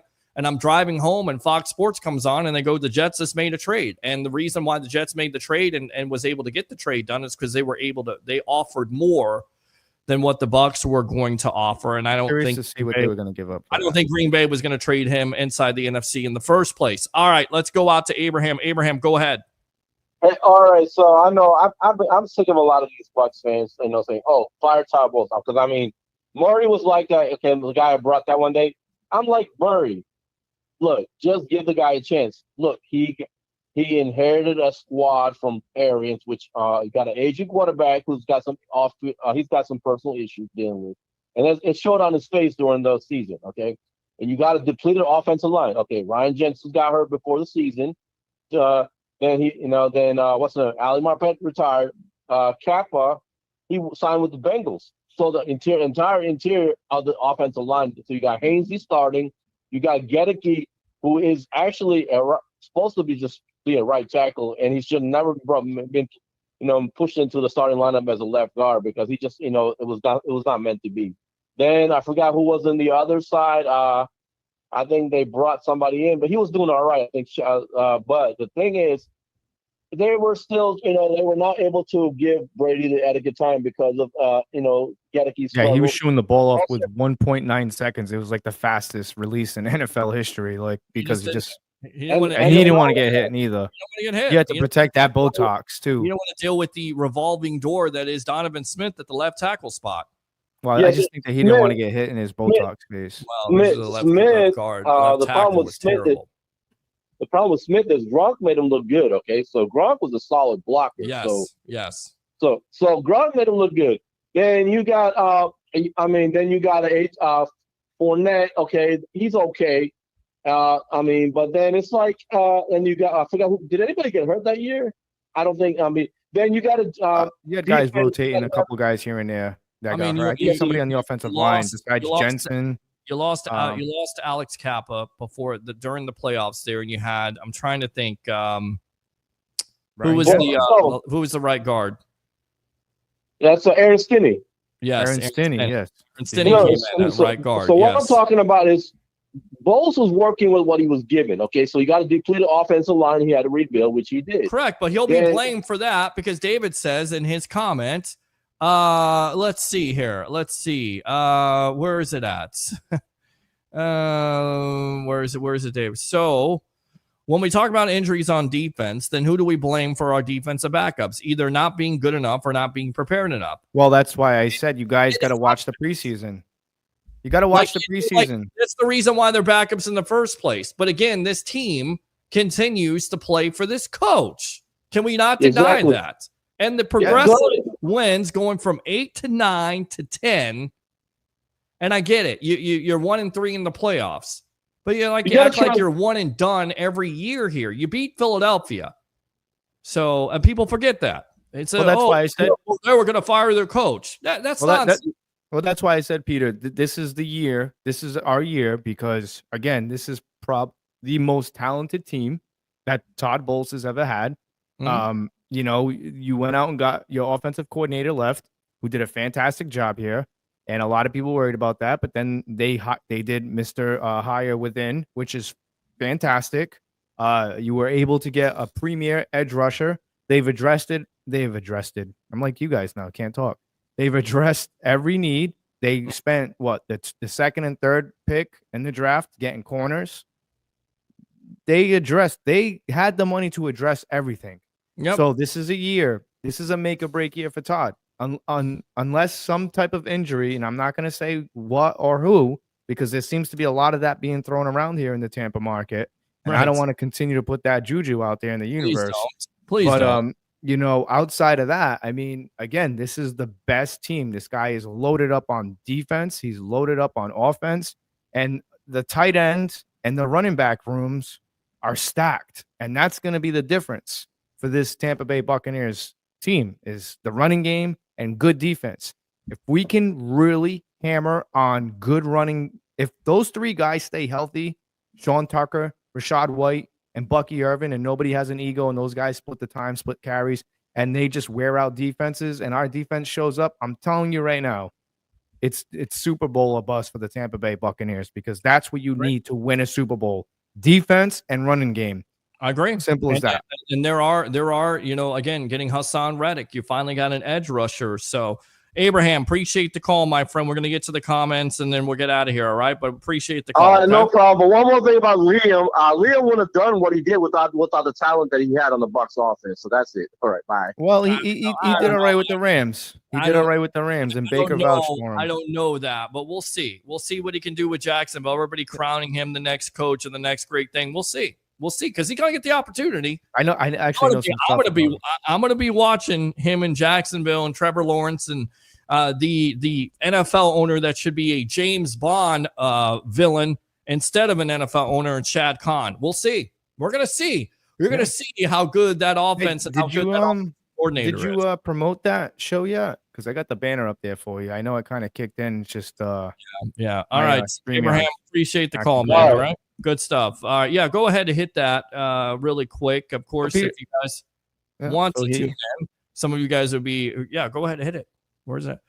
Tent World. Oh, it looks very nice. The Sports Web will be live there at noon in Pinellas Park, 6790 U.S. Highway 19 North, right there in Pinellas Park. We will be on at noon, so come out and see me. Even Alex, you can come out and see me. I don't have anything. David, if you want to come out and see me, you can come out and see me too. We have a difference of opinion. Doesn't necessarily mean I don't like the fact that you're a part of this show. But I would listen, at least you guys are getting authentic sports talk and you're not getting that watered down. Hey, let's have some scripts and stuff. And that's not a punchline towards anybody else out there. It's just a fact. That is. It's just a fact. I mean, this is real. I don't understand some of the thought process. But, David, I understand you're not necessarily the biggest Todd Bowles fan. And I understand also there's a lot of them out there. I will say that. A one and done, but I think it's the right move to make. Anti-bowlers, Peter. Anti-bowlers. All right. Shout out to Guru. Right. Hey, Cousin Pete. Happy birthday, Harry. What's up, Louie? Had a sec to drop in. Great show so far, guys. Thank you, Sabrina. Appreciate you as always. As my cousin is watching right now, and she's like, man, you are fired up tonight. I think it was the day I had today at work. I think that's what Well, you got to leave that at work, Peter. Well, man, when I go to work on a bad day, I leave it at the door, Peter. Sometimes I got to come in. I got to come in with the passion, man. I got to come in with somebody's going to catch the fire. That's it. That's it. That's good enough to suck right there. I said we need to get rid of our strength and conditioning coaches. I mean, get rid of everybody, David. Of course, let's fire everybody. There's a bunch of head coaches out there. I don't want Gruden. All right. Why don't you want me, man? I bring some juice to this team. Love John Gruden. I don't think he's coming through the door for the Bucs. Not anytime. No, I like him outside of the door. I just don't want to be one and done in the playoffs. Told to be happy about it because we're wasting talent at this point. You got to admit that if we were in the other division, we wouldn't have won it. I don't know that. Like that whole assumption, if you're in another division, then you don't win it. Wait a minute. I want to say something about this. Stop with this bull spit of the NFC South. Because so basically what the Patriots did in the AFC East, that was meaningless, right? All those teams sucked. Yeah. I mean, all the time. All the time. That means nothing. So the Patriots were only good because the division was terrible. Yeah, that's it. That's what you can say. Tom Brady and his Super Bowls there. The reason why they won all those Super Bowls is because the division sucks. Didn't matter. There you go. It sucks. It sucks. Don't give credit. Just blame somebody. Let's just blame somebody. Blame Todd Bowles. Blame the defense. Blame your dog. Blame the puppies. Kicked seals. Blame everybody. That's it. Up to Tom Brady. Helped Bill Belichick with the players a lot. Of course he did. Yes. It has not been the same coach since Tom Brady left and has not had the same success. And that's what you could say about Todd Bowles, at least with Tom Brady, that you had success. right? Yeah. All right. That's the only gripe I have about Bill Belichick. I think he's a fantastic coach, but the problem is there's no loyalty. Like, that's why I said, you people, I'm talking to you guys. You guys want Bill Belichick. Be careful what you ask for, because guys like Levante David, let's just say he does want to come. Let's just say hypothetically, and I know, Peter, you want to get to these comments, but as a resident of Massachusetts and watch the New England Patriots, because you guys didn't watch the Patriots like I watched the Patriots. You guys didn't pay attention to the news for the Patriots like I did. Are you guys familiar with Richard Seymour and Chandler Jones? I know Chandler Jones went a little crazy, but here's a guy that these were fan favorites, Peter, right? Chandler Jones, was he a slouch? I don't think so. Pretty damn dominant. Richard Seymour, pretty damn dominant. The great, late Vincent Wilfork. He's late? He's dead? I didn't know he was dead. No, but I don't know why I said that. It's just that type of show, Peter. He's dead. But the great Vince. Knock him off the list. He's dead? Yeah. No, he's not. But I'm just saying, got rid of him. Guy's dead. Well, knock him off the list. Where's that from? I'll shoot out some other names. Where's that Tyler, line? Asante Samuel. So first and foremost, where's that line from? What? This guy's dead. We'll mark him off the list. Oh, hold on. I'm having a brain fart. Baseball movie, because David loves baseball, so we got to talk baseball again. Yeah. I don't know. I'm stumped. Go Charlie ahead. Sheen, Tom Berenger, Corbin Burnson. Oh, Major League. He goes, this guy. Yeah. This guy's dead. This guy's dead. We'll mark him off. Now I'm gonna go watch that movie tomorrow. Please do. But what I'm saying is, you guys want Bill Belichick so bad. Let's just say hypothetically he does come to the Tampa Bay Buccaneers. Let's just say Bulls has a bad year. You know, we don't make the playoffs. Boom, fired. You got Bill Belichick. It's time to re-sign guys like Mike Evans. Time to sign guys like Levante David. Hey, we want those guys back. We want those guys back. You know what Bill Belichick's gonna tell you? Right there. We don't want them guys. That's what he does. Well, and then he's going to go to Walmart. He's going to go to Walmart and go get the kid that's bagging groceries. That looks like he can play linebacker. In the first place, because he didn't get the necessary groceries. There's a lot more to that Tom Brady and Bill Belichick situation, I promise you, because I'm not saying Belichick's a bad coach, but here's the thing. The guy cannot be his own GM and coach. And again, you want to talk about loyalty? At least Bowles has loyalty to his guys. Light has loyalty to the guys. Well, you're not going to see fan favorites continue to stay here because he gets rid of them guys like that. I'm telling you. Well, it's just it's a whole. Would you get rid of a guy like Tyler? No, but would you get rid of a guy like Asante Samuel? No, but sometimes you have to. Sometimes you have to make those tough decisions. The Patriots are pretty good about that. But the deal was, though, the reason why him and Tom Brady had a fractured relationship is because he was trying to trade Tom. Yeah, because he wanted Garoppolo. He wanted Garoppolo to stay. Right. Imagine that. So that's the decision. Listen, guys, this is the decision guy you want. This dude was willing to trade Tom Brady to go with Garoppolo, a guy who the team did not rally around. And if you don't believe me, go watch the Dynasty. They'll talk about it. And it's a guy that's he started Super Bowls but couldn't make the necessary throws to win for his team. So that's what it comes down to. I think complained about a shoulder injury. I think they should have waited until the end of the season to give him an extension. I guess I should have left off with that. Okay. Well, okay. I accept that. I think there's people that feel like that. Belichick isn't a GM. That's what he wants to be. Peter, how many games you read that? Okay. Stu will sell off everyone. Pro Bowl is fun if you go, but boring to watch at home.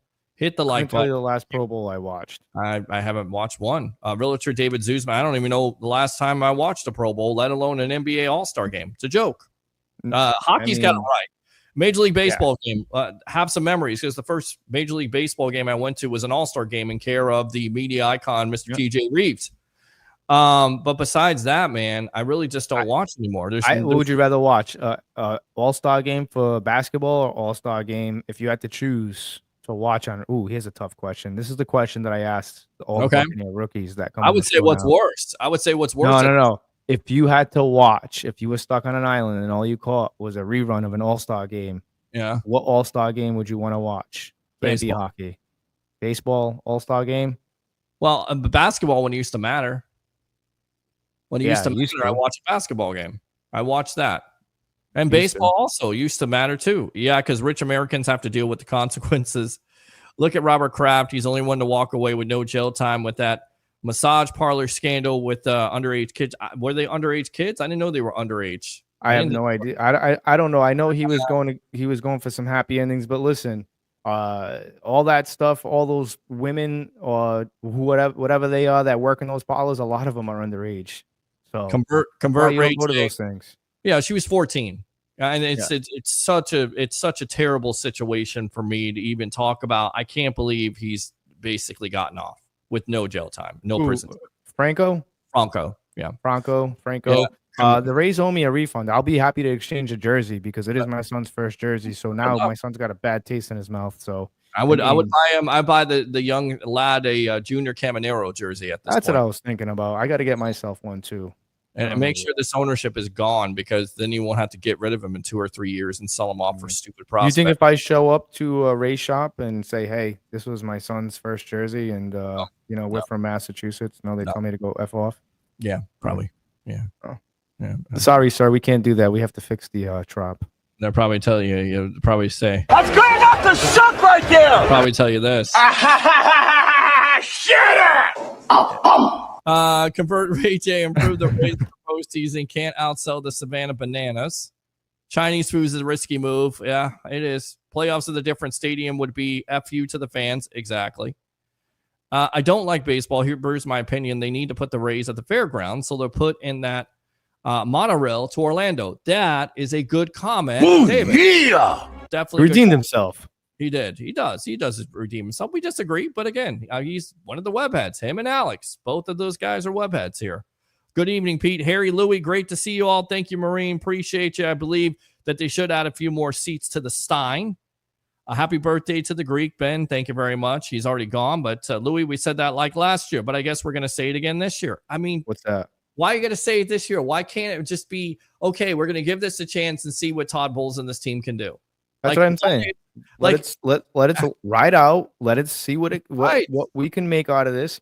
Hey, Peter, if we go to the NFC Championship game, if we lose, if we get blown out, then then you're firing him. That's not up to me, but you're gonna start to see protesting and stuff like that. You're gonna see all kinds of stuff. Protest somebody who went to the NFC Championship game and got blown out. But that's why I say, if we make it to the NFC Championship game, my expectations is that they win, because I do think this team right here is one of the best top 3 teams in the NFC. And yes, I think they're better than the Eagles. I think they are too. Amped Up Sports Leo is working on 1 or 2 connection bars as he's in the middle of nowhere. Great show, Trace. Thank you, Amped Up Sports, right there. And Trace, 7 offensive drives. Okay, we read that. Christopher Cole, it was just offensive execution, few bad play calls, but a few bad play calls are the difference between the game. I get it. 3rd and 4th downs against Washington wasn't good. They weren't. Lions looked pretty good on defense with backups. So did the Bills. They did. Because I best remember the Lions didn't look very good. They got their doors blown off by the Commanders. Did you guys forget that? Because I didn't. Again, I keep saying this. This is my homework for you guys this year. Go watch the preseason. Don't be a fair weather fan. Go watch the preseason. Go watch those younger guys that are fighting for playoff battles. One of the guys I just interviewed last Thursday, Devon J. Thomas, who I think is going to make the team, and I think he's going to be a monster on that defensive line with Vita Vea. But you have to go watch the preseason. This is how you know. This is how I came to the conclusion that, hey, this offense is going to carry this defense this year. I didn't like the amount of depth. All right. I also think we did pretty good on offense. Backups at Evans and Godwin went out. Correct. That's the reason why you drafted a Bucs in the first place. What day is it? Tent World. It is not Tent World. Tent. Told you. It is tent, like window tent. Window tint. Am I saying it right? Tent. You're saying 10. It's tint. Tent. There you go. Tent World. Tent World. I'm going to start doing the advertisements for you. Let's do it.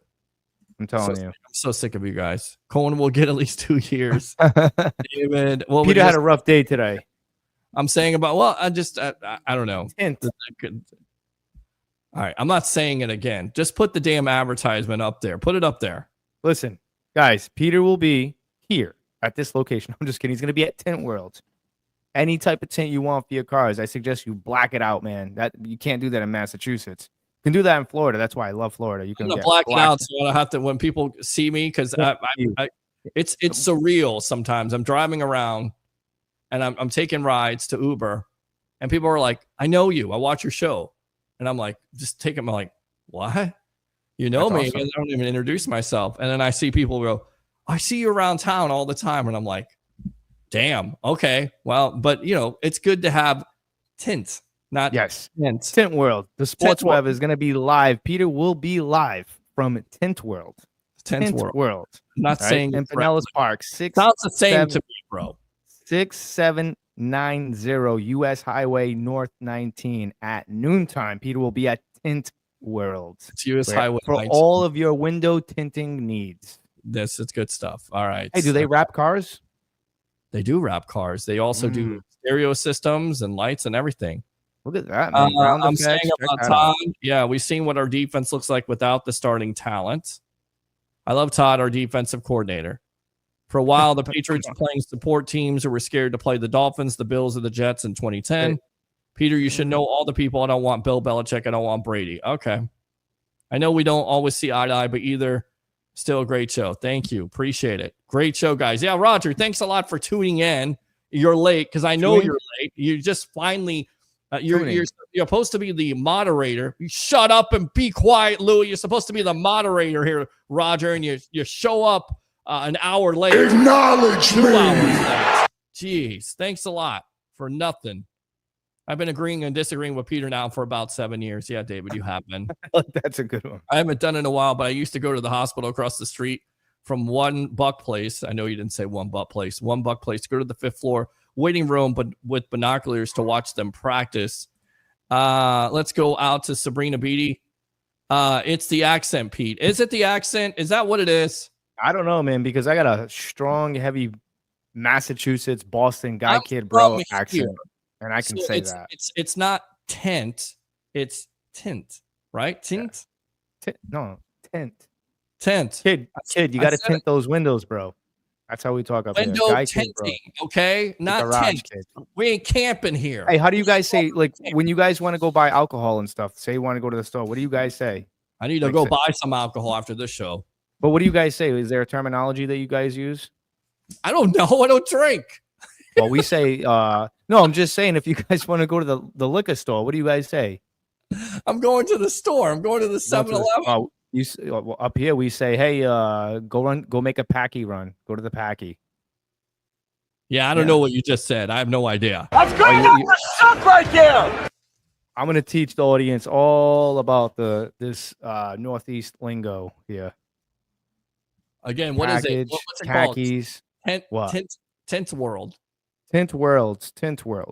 Listen, look, we're gonna practice. I feel like I'm teaching my son how to spell. Bro, you're say the word. Tint World. The Sports Web is going to be live from Tint World in Pinellas Park, 6790 Saturday at noon. On Saturday. So if you don't come out and you're like, where are you at? Where are you at, Peter? Where are you going? I'm going to be at Tint World. Yes. And tell Peter, it's Tint World.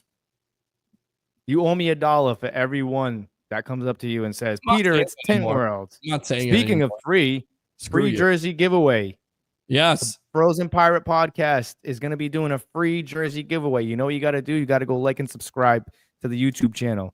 You got to go give a like to that video I just did with Devon J. Thomas. We're going to be giving out the jersey. I'm going to give out one on the Sports Web. I'm going to give out one on the Frozen Pirate Podcast. And then maybe, I don't know yet. I was actually thinking about buying a bunch of Bucs stuff, and we're going to start doing, I'd like to do some giveaways and stuff to our loyal listeners, our supporters. Yes. And we have usually gives away tickets, but he's mad at me tonight, so it's okay. No, he's not mad. He'll get over it. He'll get over it, guy. All right, kid. Okay. Get over it, Alex. We love you. You gotta say for me, because you always tell people, bring the passion, bring the excitement, just don't bring any nonsense. You gotta say, get over it, guy.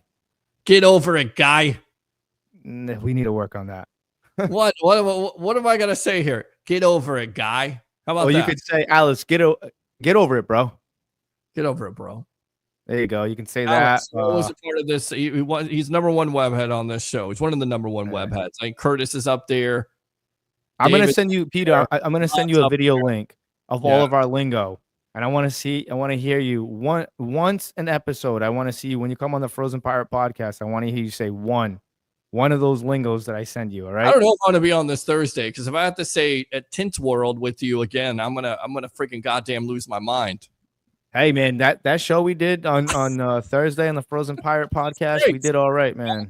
You got to cut it up. You got to cut that Desmond Watson stuff up. Yeah, I got to do a lot. You know what it is too? It's hot in here. I didn't turn on the fan, so it's for some reason it's hot. So it probably got really hot in here. I probably got really mad. Excuses. Yeah, whatever, bro. Whatever. There you go. Now we're cooking. What? All right. So whatever, bro. All right, brother. I tell every Bucs fan to watch your show. I appreciate you, David. Thank you. My best friend was from where? Massachusetts. How close do you live to where? Where? Yeah, whereabouts? What are you talking about, kid? He wants to come. Rays lost, by the way. So thanks a lot for participating. Losing to the Oakland, Sacramento A's. I don't know what they are. Las Vegas, Oakland, Sacramento. A team without a home came on the road and beat the Rays. That's good enough to suck right there. Congratulations. I don't know where Massachusetts is. Is he asking me where from Massachusetts? I am 45 minutes south of Boston. F you, and F you. Peace out. I'm going to go have a Guinness. I just want to play that soundbite every time I get on the phone during the daytime. I was like, I'll just play that. You should bring you a little soundboard and just. Oh yeah, I used to work from home. I was ready to do that sometime. I didn't do it because I got fired. I wish I could work from home. They have these chairs now for operators and stuff where you can operate from home. Huh? You know that I used to do the meetings, and the other managers, because my voice is so loud that they get mad at me. They say your intro, because I intro everybody in the morning, got my coffee and my Celsius or whatever else. I've been trying to cut down on coffee. Obviously, maybe I need to drink. I stopped. So honestly, I'm going to announce something to everybody. Yes. So Friday, the wife and I met up with my cousin.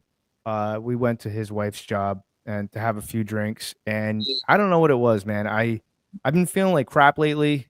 And then I drank like 5 of those beers that I really like. And then I had 4 Captain and Diets.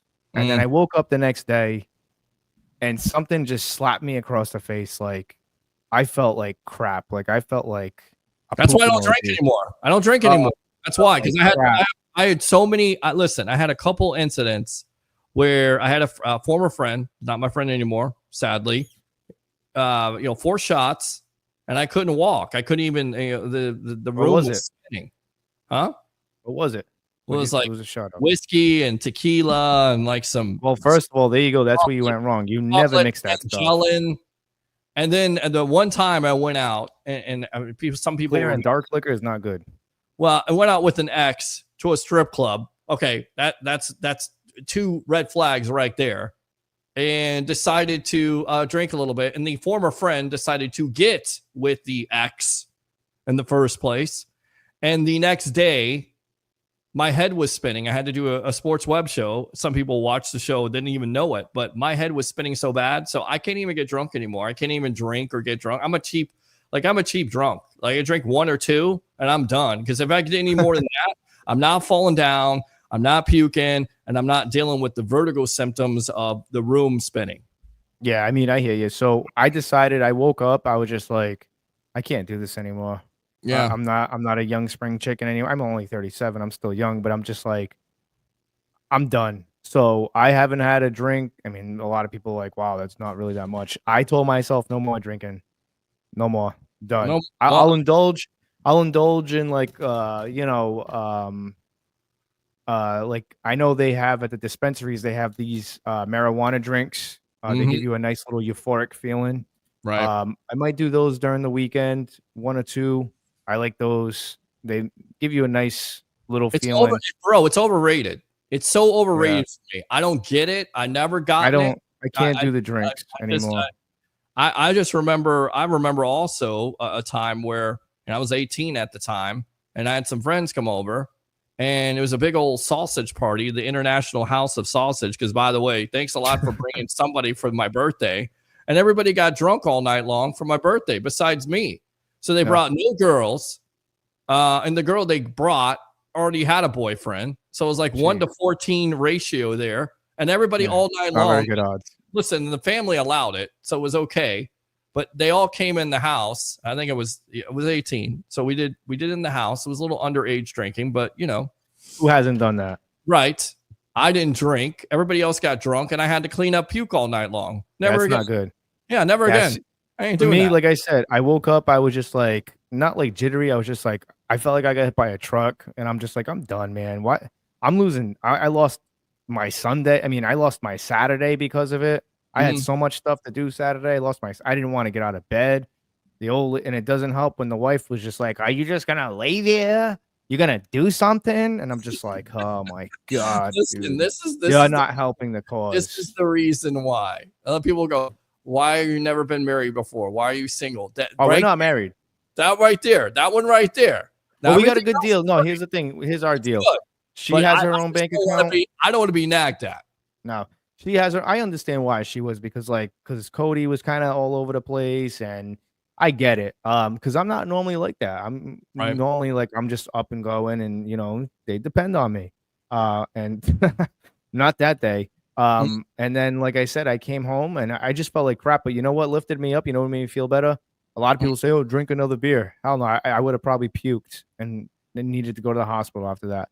I took an edible, half of an edible, and it just kind of diminished whatever was going on in me, and I felt fine. The stuff that they do at these dispensaries now, because it's funny, real quickly before I tied You need this some up too much. WD-40 on that thing too, by the way. Yeah, I know you like that. Anyways, Keep on doing that. Wait, you do that. Do it over and over again. Do that. It's not. That ain't hydraulics. It sounds like a song, a sample. Do you remember that song? It's not. Boozy. What it do? Yeah, I know what you're talking about. I know exactly what song What you're it talking sounds like about. if you do that over and over yeah. again. Yeah. But I was waiting in line at the dispensary, and the guy's like, "Hey, what's up? How can I help you?" I'm like, "How's it going, man?" I'm like, I did the quick look around, and I'm like, "Listen, I used to smoke a lot of pot, but then I used to get paranoid towards the back end of my pot smoking career, so I stopped. I said, I don't like the vape because I tried the vape a year and a half ago, and it really messed up my throat, and I don't want You were that." like Howard Stern. You were like Howard Stern from Private Parts. Remember that weed movie? I haven't watched that movie in so long, Peter. He was Refresh my memory. he was smoking pot, and he was saying that he was getting paranoid. Yeah. That was what was happening. And I went up to him like, "Listen, I don't want no flour." I'm like, "What kind of edibles do you guys have that?" And I did the look around again, and I'm like, "I don't want to be effing retarded, dude. I just kind of want to like function in society, but like I'm a construction worker. I have a lot of pain. I don't want to drink alcohol anymore. I just want to be euphoric." He goes, "Oh, got the thing right for you. No problem." Right. Came home, ate one, boom. Beautiful. I felt like the joints got re-greased up. Look at that. I can go again. I felt great waking up the next day. And I'm like, you know what? This is going to be my weekend thing. So sober, no alcohol for me. I'm done. Maybe if I go down there in December, I'm going to have maybe like a drink or two, especially for my birthday. You have to. But I don't need that right now. Yeah. I'm all set. I don't need that right now. Good. I did All feel right. like a retard at the dispensary, though, because I was just like looking around like, the former friend gave me a brownie when I was playing Madden, and I had no idea because he gave me a brownie. What year was this? It's a couple of years ago. It was about I would say about 7 years ago. He gave me a brownie. They still didn't know what they were doing with brownies back then. Well, he gave me a brownie with milk, so I just assumed that it was, You something. ate the whole thing? I did. That was and dumb. I fell on my ass. Yeah, that was dumb. I didn't have any idea what it was. I thought it was a brownie. Really? You had no idea? He gave That's it the to worst. me because I was kind of like in the mood tonight. Like I'm like a little bit angry. So he wanted something to chill you right out, and a little bit. You turned up too much. Yeah. Yep. So future reference, Peter, if you ever do stuff like that, eat it. don't Like eat if you get brownies. it, I don't eat brownies anymore. I Yeah. don't, because there's two situations. That situation, and then one time when I went to work. And I've done telemarketing for the last 20 freaking years. Sounds like 20. I ate an edible. The first time I ever ate an edible was going on an airplane, and then it didn't hit me until I got to airport. Well, that's listen, when the fun began. You will not believe this, but you go to work, and I just came out of the gym, and I didn't get my protein bar. So I'm like, okay, I'm gonna get on the phone now. They allowed me to miss a little bit of work, be late because it was Saturday. So these guys have these brownies, and I'm like, can I have one of them because I'm kind of hungry. And they're like, yeah, we take some culinary courses and stuff. It's homemade. And I didn't get the joke. Boy.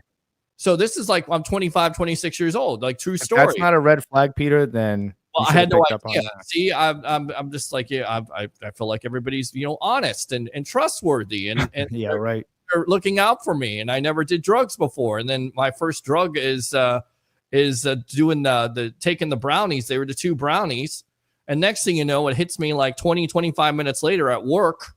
And I'm speaking Spanish to somebody, and somebody's trying to speak Spanish to me. And I'm like, listen, I don't even know what you just said. And I hung up the phone and threw my headset and start doing like stand up. And then the next thing you know, I'm out for like 7 hours because it like is 8.5 hour shift on Saturday. Wow. So the worst part is that I can't drive, obviously, because I'm out of my freaking mind because it's my first drug. Did you panic? It's at work. Yeah, I pay. Everybody's like, oh, you should be hungry, bro. I wanted to throw up. I was you not want to go to the hospital. I want to have a heart attack. And here's the thing. Dad had to come. Rich from Clearwater. He had to come. He was so pissed off at them. He was not pissed off at me. He was pissed off at them. And I swear, I dealt with that like for a day and a half, that whole drug experience. Really? That you had to ride that out for that long? It was crap. I missed my I was doing a radio show at the time. I was sick. Sick. Get up. Yeah, I couldn't get up. Yeah, that's tough, man. Because that's they didn't even know what they were doing back then with those brownies. 2. But the people knew what they were doing at the time. Yeah, those are like 80 to 100 milligrams of edibles, right? I had 2 of them the first time I ever did drugs. What are you trying to prove, man? I had no idea what it was. I was hungry. Aliens. I was hungry. I didn't have my protein bar. The problem with that stuff is, and I'm telling everybody, all the kids out there, don't do that stuff. If you want to do that stuff, wait until you're 21. Let your brain develop a little bit, where you can afford to do stuff like that. I wouldn't recommend anybody. Listen, kids, I'm not going to sit.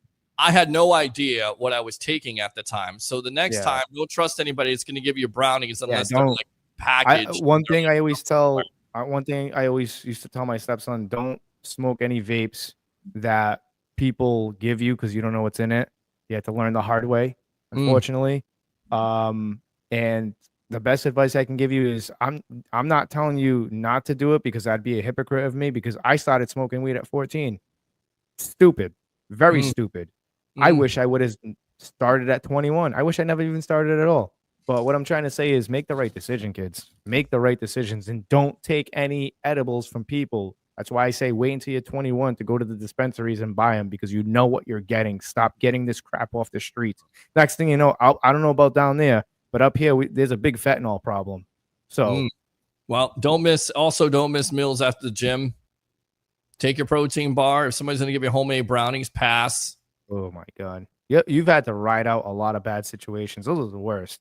I got the wrong edibles one time. I think the wife got them. I could have got the people fired. Like they came in on that Monday and the boss was so pissed. They were like, fire him. Like, I want to fire you right now. Fire him like White. I was like, nah, I forgive him. It's cool. Yeah.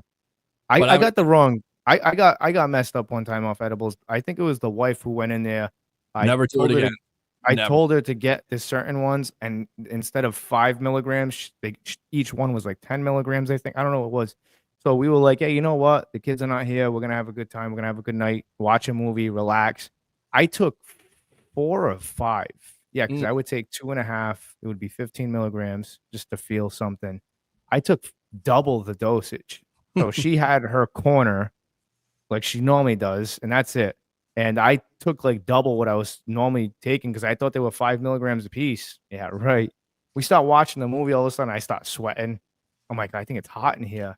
It can't be hot in here. It's a beautiful 72 degrees. Windows are open. Yeah. Next thing you know, Peter, I'm in the shower for about an hour and a half, just washing my body thoroughly because I had a panic attack and I was trying to ride that out. Yep. Right. Wasn't good. Those are not fun. Not fun experiences. Not fun experiences at all. All right. Shall we get back to some of these comments and then maybe wrap up the show, or do you want to continue here? Because we do have some things we can talk about, or we could save them for Wednesday. It all depends. I mean, Peter, it's kind of slow right now. You know what I'm saying? And do you want to save them for Wednesday? Do you want to Wednesday? Let's. What's the town called? Says David. What's the town called? Yeah, the town is called Ware. Oh, Ware, Massachusetts. That's probably like somewhere in the sticks. Like we're talking like going towards like that's probably on the line of maybe like where New Hampshire meets. I don't know. That's far. That's very far. Like I said, I'm 45 minutes south of Boston. So, all right. There you go. Sandra Nagel says, watching the best sports talk show in the Tampa Bay area, the Sports Web. Appreciate you, Mom, as always. As my mom is probably in the background shaking her head saying, what are you guys talking about at this point? Why is he talking about all that stuff? Why is he making it personal? Because that's what we do here on the Sports Web, even if you're cringing a little bit there, Mom. Sorry about that. The last time I got drunk, won the first Stanley Cup. That's acceptable, though. Like, if somebody wins, then you can go ahead and get a little drunk. Like, again, don't get Philly fan drunk. Like, I can't do it because when the Bucs won the Super Bowl, I was at the Deck Bar and Grill. People were trying to give me drinks, and I was just like, nah, I can't do it. I see. The thing is with alcohol, it's scary because once you have too many, you lose control of yourself. Yes. And that's not a good feeling. And there's a reason why in the ancient cultures and the ancient times, I believe they had a terminology for it. They used to say that alcohol was like possessive demons and spirits that make you lose control. And they used to call it was like a demon called alcohol or some, I don't know. If you guys go research it, but they warned in the ancient texts and stuff like that. Believe it or not, because I do a lot of those of you who don't know me, I do a lot of ancient civilization studying. I love that stuff, the pyramids and ancient Sumer and all that stuff. A lot of them talk about that, how alcohol was very bad. Poison, I tell you, poison. It was poison. Very poor. I'm trying to look for that that story about Jason Licht drafting Mike Evans, Johnny Manziel, and Johnny. Well, he wanted to. So the story is, Peter.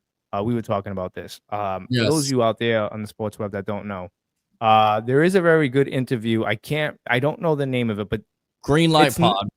All right. So they were talking to Jason Licht. And I've heard Jason Licht talk about Johnny Manziel before. And hell, I'm going to go ahead and say it. That was the year that, Manziel and Mike were in the same draft. And I kind of wanted Johnny Manziel. Who didn't want Johnny Manziel? You know what I'm saying? We wanted a quarterback. We wanted a good quarterback. And at the time, Johnny Football was the man. But then again, you take a deep, closer look, and Jason Licht talks about that. They were hell bent on taking a quarterback.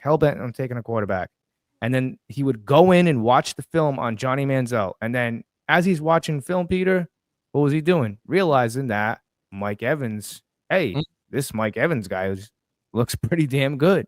Pretty good. Mike? Is it Johnny? And he said he had, I believe, what did he say? He had his sights set on Manziel, but then here's what he said, and this is in care of the Green Light podcast. Back to Mike, my first pick. I really went into the draft wanting to draft a quarterback, so I really wanted to draft Johnny Manziel. I locked myself in the office watching quarterbacks that year, and I watched, I wake up again, okay, I got to watch Johnny Manziel again. So let me watch it again, and every time I was watching it, it was Mike would just make these spectacular catches. It just became apparent that Mike was the guy that we wanted. Of course, the Bucs selected him 7th overall. Most likely he'll be a future Hall of Famer. Manziel went 22nd to the Browns. Now, I will say this. I will share this story because I don't know if you saw this in the chat. I was told by a specific source at the time when I asked, because I was in broadcasting school at the Connecticut School of Broadcasting, I was told that they were not going to draft Evans, that they loved Manziel. They loved him. They wanted to draft Johnny Football. That was going to be the pick. So I went on this draft thing. I did this god-awful produced, I'm going in the broadcasting school, terrible lighting, terrible audio, whatever else. Don't hold it against me. You can always go on YouTube and make fun of me. It's cool. It's what I always talk about here, the evolution of what the Sports Web, or the Spider's Web at the time was the Spider's Web. Now it's the Sports Web. And I predicted Johnny Football to the Bucs because I believe this source. The source was close. And when I was told recently, and there's no chance that we're ever going to draft him, but this is Jason Licht saying this on the podcast, that he was considering drafting him. People thought I was crazy. And I said, I'm telling you, I'm not crazy. I heard this from somebody. They told me, and I believe the source at the time. And I was disappointed more than anything else because it wasn't just the quarterback. I think I wanted to be right because everybody was saying Mike Evans and other players. I think at the time Aaron Donald was being talked about as a defensive tackle. Excuse me. So that's an interesting story. Yeah, I need something to drink here at this point. That's probably why you couldn't say tint. You need water. Tint. There you tint. go. Window tinting. Tint. Tint world. Not tent. Tint. We're going to start making you tint these windows the old-fashioned way so you can say it properly, old school style. I said tent. Tint. Tint. All tint. right. Is that good? Even there you go. You got it. I approve. I give you a C+. I give you an A for effort. C+. I'll give you a C+. How about this? That's great enough to suck right there. I'll give you this. F you, and F you. Peace out. I'm going to go have a Guinness. I'll give you this. Freaking idiot. There you go. Idiot. All right. Open phone line. I can't give you mine. It's a bad. Why can't it? I can't. They're bad. bad. You don't say that. I got that one. That's the only PG one I have. Which one do you got? Which one do you that you can't play? Which one is it? What sound effect? That I can play? Yeah. I'm not sure. I mean, I forgot what the buttons do, but I mean, I think this one. Like that one?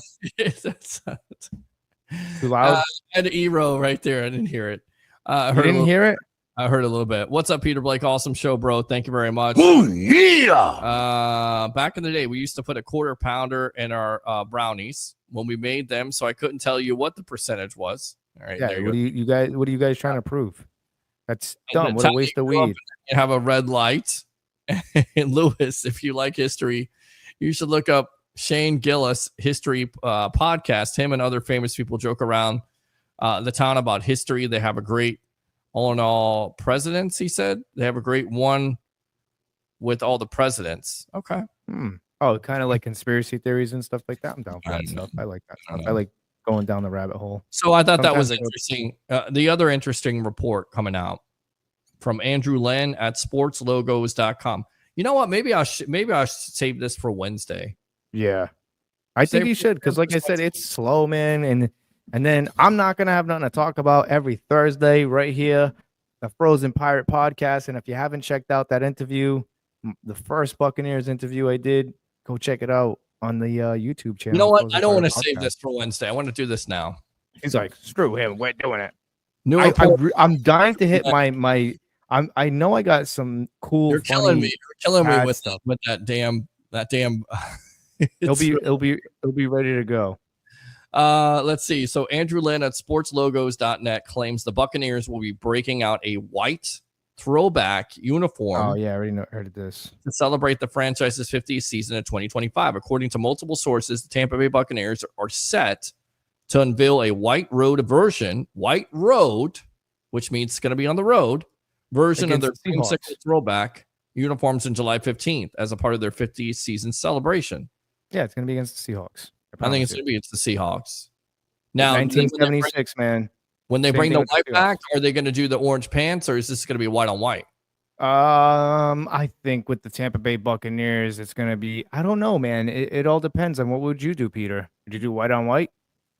I like the white on the orange pants. I want to see that. Okay. That was going to be one of the questions for the night. We could save that for Wednesday, but that was a report, and then we can get to what Bill Parcells had to say. That guy's still kicking around. He is kicking around. The great Ira Kaufman had that from Joe Bucs fan. So we'll save that for Wednesday. We'll talk about that because I want to get. I've been working all week. That's what it is. Working all weekend. We'll work 12 hours on Uber on Saturday, 12 hours on Sunday straight. And then I had a terrible day today at work. Yeah. But you guys made it better. You made it better. Two of the got the nuclear warhead. Think about it. Who did? What now? Two of the webheads got the nuclear warheads driven on them. I love those guys. David and Alex. Love you guys. Alex is gonna load up for next show. Listen here, Peter. Listen here, man. I want to talk about the Rays. We are talking about the Rays. Damn, I have these buttons, man. I can't wait. I'm like a little kid. I just want to push them. Enough with the buttons. Trying to push buttons at this point. No, I have these buttons with the sound bites, man. I'm curious to know what I got. we got some good stuff coming up on Wednesday. We'll go ahead. We'll table this. We got Bill Parcells and his comments. Baker Mayfield, his MVP odds. I want to know what Harry and you think about that. I'm going to put $100 on it. Well, you know the MVP odds. We'll save that again. We'll save it. We'll save that. Yeah. I'm going to talk to Harry. I'm going to talk to Harry about that. Harry, I want to put $100 All right. And then he's going to be like, "Wow, Lou, was it Oopa or Umpa? Is it what? Is it Oopa? Oopa. Lupa, Do. I mean, that's what we can't. That movie creeped me out, man. Why did that freak you out for? Just didn't like it. Creeped me out. Good day, sir. Creeped me out. Love the villain in that. Creeped me out, dude. Just didn't like it. I thought it was a sick, twisted joke. I did not like it as a kid. Not kidding. No, you were scared by it? It just freaked me out. I actually had no issues watching the original Texas Chainsaw Massacre as a kid, and I had no business watching that. That did not freak me out. I watched that. I thought it was funny. What, Texas Chainsaw Massacre? Yeah, you think it's funny until it's happening to you. Well, it's not going to happen to me. How do you know that? You never know. I'm not going to Texas anywhere. I'm not going to go to Texas. There's people everywhere that are like that. You just don't know about it. I mean, I always think about that. You let people in your car. It's like, who you let in your car? That's what I'm saying. You don't know. You could let one of those crazy psychos in your car for all you know. Look, I got you reevaluating. Crazy psychos. You have a LTC? What's that? License to carry? If I was doing that, I would. A lot of crazy people out there, man. I probably should get some mace or something, but I never had that incident. Knock on wood. You know what they have that's pretty cool? It's probably around $400. So, it's a gun, but you shoot these bullets and you shoot them in the chest. It doesn't kill them. It's just a bullet that explodes and it's pepper spray, and it's worse than the actual pepper spray. Like $400 on Amazon. Stink up the whole car, though, right? Would you rather die or would you rather stink up your car? Yeah, that's a good point. You know what I'm saying? Some dude pulls a machete out on you. Give me your effing money. Pa! Pepper spray everywhere. Knock on wood. It hasn't happened yet. Pepper spray everywhere. At least a taser, Peter. Something. Get one of those Scott Hall tasers. I just, right. On Goldberg. Just don't get pulled over. That's it. And then, of course, we got Turnbuckle Talk on Wednesday. So hopefully we have Leo back. A lot of great stuff. League, was it Night of Champions? Really quick. Did you watch that? I did. Peter, that can happen in Moon Lake. I know where Moon Lake's from. I know where you're talking about. That place is crazy, though. That's what I'm saying, man. Like, let's talk about it real quick. Were you a fan of horror movies growing up as a kid? Absolutely. What was your favorite horror movie? I didn't like Freddy. He was comical to me. How did I you didn't not like those. Freddy? Because it was BS. It just I'm a realist, Peter. That can't happen. Like you have all these people worshiping the devil and they trying to summons the devil. Like, you guys look stupid. Oh, I'm gonna draw a pentagram on the wall. I like the fact that you could just go through your dreams. It was kind of scary. But I like realism. I like realism. Like Michael Myers, Halloween, the first one. They ruined amazing. it. Though. They ruined Halloween. Nah, I don't know what you're talking about. I only know about Halloween 1 and Halloween 2. Well, there was no Halloween 2. Yes, it was Halloween 2 when he was in was 2000. No, Halloween 2. They had Halloween 2 when he was. I watched it, but they said that it wasn't. They recreated it. Remember? No, that was Season of the Witch. No, that was Halloween 3. That was Halloween 3. Yes. I have the movie poster. You want to? Right. They had I'm agreeing Halloween with you. 2. They had Halloween 2. Yeah. But they say that was it. But they remade it. Well, they had 4 and 5. And it was dumb. Had 6. I know they started doing like it was the satanic stuff, the thorn, and he's driven by this evil force. I like the first one. It kind of did make a little bit of sense, though, to a certain degree with all that. With the origin, didn't it not? But, not really, because who was for the me, guy that was in a Halloween movie that you would know now as a main actor who was in as a main actor, the guy who played Dr. Loomis. I forgot his name. No, I can't think of his. It's not him. It's one of the guys that played in. I think it was Halloween 5 or 6. I think it was 6. Dr. Loomis. No, the guy who played Dr. Loomis. Yeah, I know. Yeah, but you're talking about somebody else. Somebody else. He's a superhero actor now. Oh, Paul Rudd. He played in one of those Halloween movies. Yeah. was terrible. Yeah, and again, I didn't get into it. They ruined it with Busta Rhymes killing him. I didn't even watch that. I supposedly heard there was like a SWIP kick. I was just like, yeah, that's not happening. But for me, like I said, I really liked Halloween 1, and the reason why I liked that horror movie was just because of the simple fact that was realistic to me, like a mental patient breaking out somewhere and, you know, close to home, and something like that happens, a couple of murders here and there. We have a situation right now. I'm not trying to glorify it, but I mean, if you look up right now in Massachusetts and Rhode Island, there is a serial killer on the loose. There's been bodies that have been turning up, and it's now that always freaked me out. Well, now there's a Facebook page of somebody supposedly on these things stating what they did and why they did what they did. So it's weird. You know, you have this stuff everywhere. That, again, going back, and I'm not trying to promote any of that because I don't want to give that any attention. But the whole Halloween thing, I liked it just because of that simple fact. Jason 1 was cool because the mother and stuff like that was believable. But then when he started, like when they had what was the other one where the girl ran out of it? He wasn't even the villain in 1. It was his mother. Exactly. Yeah. So people don't even know that. What was the other one? Well, they won't go that far back.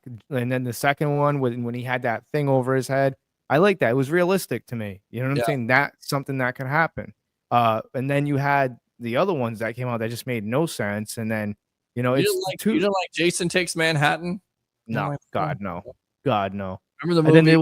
The movie where the guy's boxing him and thinks he's going to knock him out? Yeah, man. It's just so dumb. And then there was the other one. There was the other one there where the girl's running through the woods and there's like a whole SWAT team and they just blow him up. And then the guy at the hospital eats his heart. Like, what is this? Oh, that was terrible. That was a terrible one. That was the final. That was the final one, and then they remade it. That was. I'd rather watch a dog lick its balls than watch those movies. Oh, geez, here we go again with this nonsense. I can't let the suck right there. But I mean, let's go. They weren't good. They weren't good.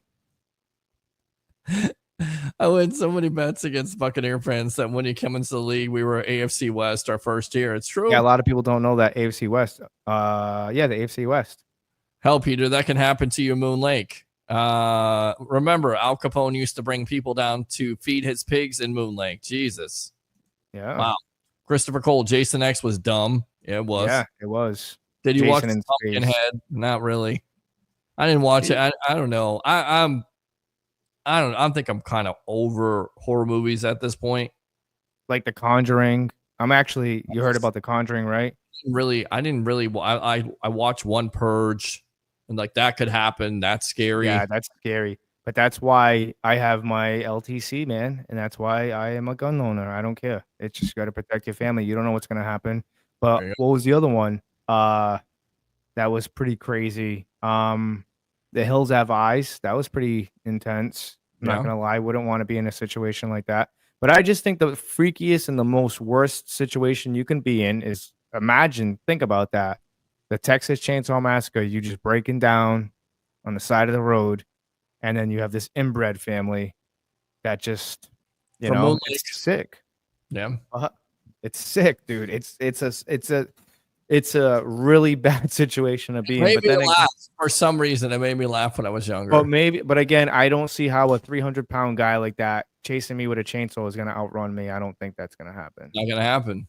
No, I don't think. Unless he has traps set outside. That kind of takes your point away because you said it was realistic. It was realistic because, like, you can be put in a situation like that. There's people that are put in those situations, and we don't know about it. They make some stupid decisions in those movies. You would do better than that. Well, they have to make a plot, but like someone like me, I don't know. I don't know if I'd make it out of there because Michael Myers was scary. I couldn't watch Michael Myers. Yeah. Michael Myers. Jason. I wasn't a fan of Freddy. Wasn't a fan of Jason. The first not two Jasons. Be a fan of Freddy Krueger, bro. No. Why? I thought he was dumb. Not because I just thought he was dumb. Get out. I thought he was dumb. I thought the whole concept of it was ridiculous. I liked Scream. Scream 1 was cool because I like realistic stuff. Same director, Wes Craven. That was good. You did not like Freddy? No. The whole story about it? Children of the Corn? Oh, Children of the Corn. Yeah. Malachi. Yeah, Children of the Corn. That's messed up. Pet Cemetery with the baby and the tractor trailer. That scene just stuck out into my brain. I don't know why, but it really messed me up watching that. Did you watch Ghoulies? No. No. No. What Black about Cat. What about No. Gremlins? You watch Gremlins? Gremlins. Oh yeah, of course. Yeah, my kids freaked out about that show. I mean, that movie. He You won't were watch it. He scared doesn't by it, like but that it stuff. never happened. No, he just doesn't like it. He thinks it's the creepiest thing. The Gremlins, the Furbies and stuff. I cannot believe you don't like Freddy, man. No, Freddy sucked. Did you like Freddy versus Jason? I loved it. Did Well you done. really? Well done. I don't think so. Well done. Well done. I don't know. It was I too mean, comedy for me. No. What about it's- Leprechaun? Yeah, I That was like dumb. watch a couple of them. Who was the one that started in the first Leprechaun? Oh, that was Jennifer Aniston, right? Good. Yes. Yeah, Final Jennifer Destination. Now that's right there. That stuff messed up movie. scares me. Yeah. Getting on a plane. You never watch that movie. Getting on a plane. Forget it. Yeah. Listen. I'm scared to fly to go down there, bro. I'm terrified to fly. I hate flying. I hate the landing and I hate the takeoff, especially the takeoff. And they take forever to do a takeoff. Well, I know somebody. Well, I know somebody who used to work as a in the airlines, and I believe they told me that it's taking off you need to worry about when you're in air because that's when things really start to malfunction. They don't tell you. They take forever. It's like, please fasten your seatbelt. And I'm like, okay, all right. And they're like, we're gonna take off in about 10 minutes, and then it's like another 15 minutes. My palms get really clammy. I start want to sweat. I want to fall asleep. It's a little bit claustrophobic. You're lucky. You're lucky. I try to fall asleep on a plane. I can't. Weird for me. Like I'd rather just take a bus, like John Madden, just have a bus cruiser around, just cruise around. Yeah, Or- I wish. I wish. If it's somebody just- would drive me to Florida, I would do that. Do If it. somebody would drive me to I'm not driving to Florida no more, dude. I did that 3 years in a row, and I'm never doing that crap again. Get out of here. No way, dude. Final Destination, both Final Destination. Well, how about the one where they're on the roller coaster and and then the tanning booth one? That's a terrible. Yeah. Oh, Remember what was that other one? The one that the Jinx whatever the hell that was called. The guy who used to grant the wishes and you'd wish. Wishmaster. Yeah, Wishmaster. Yeah, that one creeped me out a bit. it freaked me out too. The worst horror movie ever, My Wedding Tape. Wow. I thought Drag Me to Hell was terrible. Everybody liked that movie. I didn't like it. I don't know. Never watched it. You know what movie I think they should remake so we can end this discussion? Yes. I honestly think, in my opinion, we have all these superhero movies. Blade, which Blade is a classic. Sure. I want to know why we haven't remade Spawn yet. Why haven't we remade Spawn? That movie has so much potential. Why haven't we remade Spawn? John Leguizamo was a great fat clown. Oh yeah, he did a fantastic job. Little girly man. Did fantastic. You ever go watch that movie now? You're like, what the hell's He's got a great soundtrack too, man. Yeah. He's got a great soundtrack. You know what I'm talking about. But So- I mean, I would like to see them remake Why they're that not movie. remade it, I don't know. That's crazy, huh? Has to do with Todd McFarlane, right? He's running that. I'm not sure. Does he have the rights to Spawn? I think he does still. Does he need the creator? I don't know. I just remember watching Spawn as a kid, and I remember watching the cartoon. And I don't know. I never got into liked it. Spawn. I tried to. I never got into it. I don't did. know. It was graphic, dude. It was bad. Like you saw like cartoon boobs, and that's why I was like, yes, this is awesome, dude. And I was like, 10 years old. I was like, this is crazy, but it was Spawn. That's how Spawn was. And then getting older now, he was more very like diabolical. Like he's a hellspawn, so I understand. But a lot of kids were big into Spider-Man and stuff like that. And that was cool, like the Sinister Six and stuff. Cool. I liked Spawn. I like Spawn and Batman. Those were my two go-tos. Batman. 1992 Batman. And greatest Joker ever. Go. Yeah, man. I mean, yeah, absolutely. You think that 92 Joker was the best? Yeah, I think he's the best. Heath Ledger, man. He Heath Ledger, definitely. What is this? Yeah. Spawn is being developed now. McFarlane wants to direct, so he's slowing it down. Well, there you go. How about that? Who wrote that? Sri Bolrama? All right. Thanks a lot for the comment. Appreciate Thanks it. for watching, man. Who is that? I don't know. Go Bucs. Go Says Bucs. Go Bucs. Yeah, go Bucs. Wait up, little boy. Wait up. Todd, you excited about that extension? It's exciting. It is. How about them Bucs, baby? Sorry, Byron. There you go. Good stuff. All right, thank you, Sitton. Let's see. Here's another one. I know it's not really a horror movie, but did Joe ever watch Faces of Death? No, that was out of my league. What was a VHS? I watched that a couple times. Yeah, it's got like some cartel stuff too. You ever watch a cartel beheading? Yeah, it's weird. No, I don't. I seen one, and I'm like, is this real? And they're like, yeah, it's real. And I can't watch this. This is terrible. Was it Michael J. Parker? Michael J. Parker, that maybe the guy that played Spawn has the same contract that Wesley Snipes had with the movie Blade. They have to have Wesley's permission for somebody else to play Blade. That's why they bring it up. Deadpool versus Wolverine. That was a classic. I love that movie. I loved it too. That was great. Yeah, I made the mistake by bringing my kid to it. Uh-oh. Yeah. So good. You could explain it. I mean, I watched the horror movies. It was a lot of cussing, man. It was a lot of cussing. My mom always explained it to me, like, you're watching a horror movie. It doesn't really mean anything. Yeah. You know, all this. Although, like, that's what you got to do is sit down with kids. It doesn't really mean anything. It doesn't, this is not real. This is fiction. For me, what freaked me out was, the real stories, like you said, the serial killer, like this freaked me out when I was a kid because I was hanging out in Georgia at the time. I didn't know it was like past. Yeah, Georgia. I was hanging out with my aunt, and they had a guy by the name of Dwayne Williams who was killing kids. They were showing this on Freddy Krueger. Yeah, but at the time it wasn't going on. They were just showing it as a movie. So I thought as a kid that guy was actually still there. He wasn't. And Ted Bundy, man, that stuff freaked me out. A lot of weird people. That, believe it or not, those Conjuring movies, like what that's based off of, The Conjuring, like that house. I work 5 minutes away from that house, right? I know. Stay away from the house. I drove by the house, and I'm not gonna lie. When I was driving by it, I didn't like the vibe. I just didn't like it's an old farmhouse. That the town I'm working in, where it's located, Harrisville. I don't know if it's Burrillville or Harrisville. Just strange town, very strange. Like it's beautiful during the day, man, but I would not want to be out there at night. It's just a lot of wooded area, just strange town. In that house, I don't know. I drove by it. It's hidden by like woods and stuff like that. There's a trailer.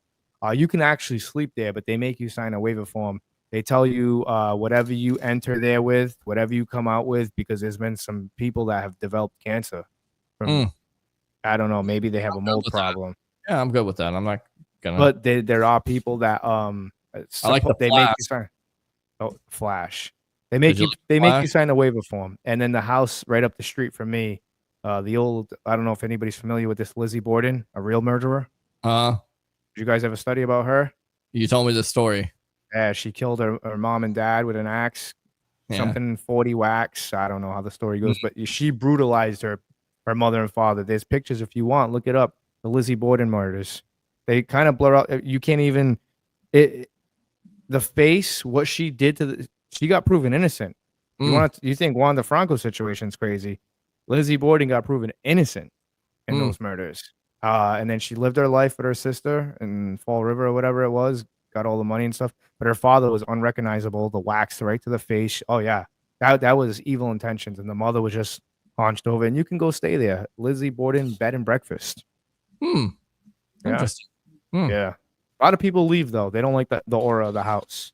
Yeah, so. that doesn't sound very good to me at all. I wouldn't even go by the house. When you said cancer, I said okay, good to go. I'm good with it's weird because like somebody went there to like for that Conjuring house, and then he said the next day he didn't feel good or whatever. I don't know. But then again, people could just bullshit. But I mean, I don't know. I mean, like I said, I think there are some evil things out there.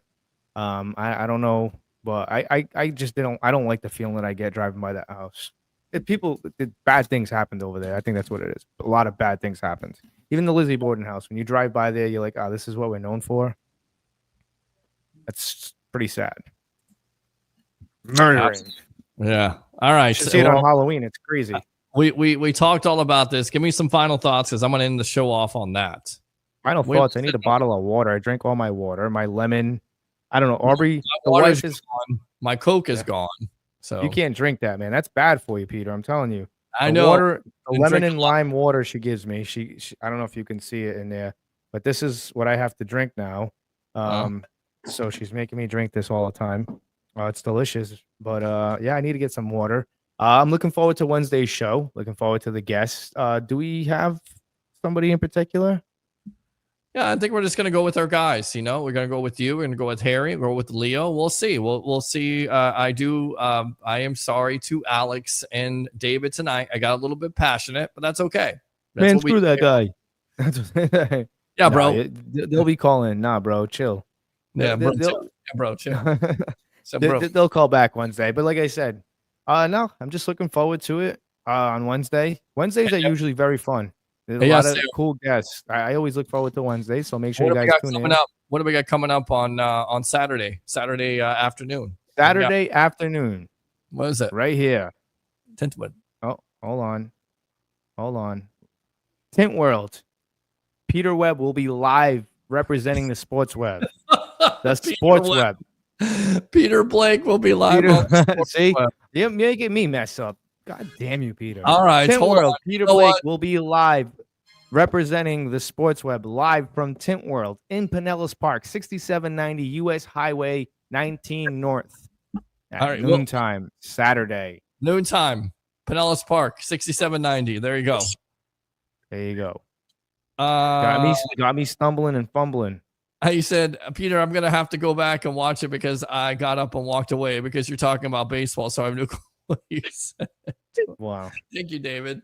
Well, I did address you.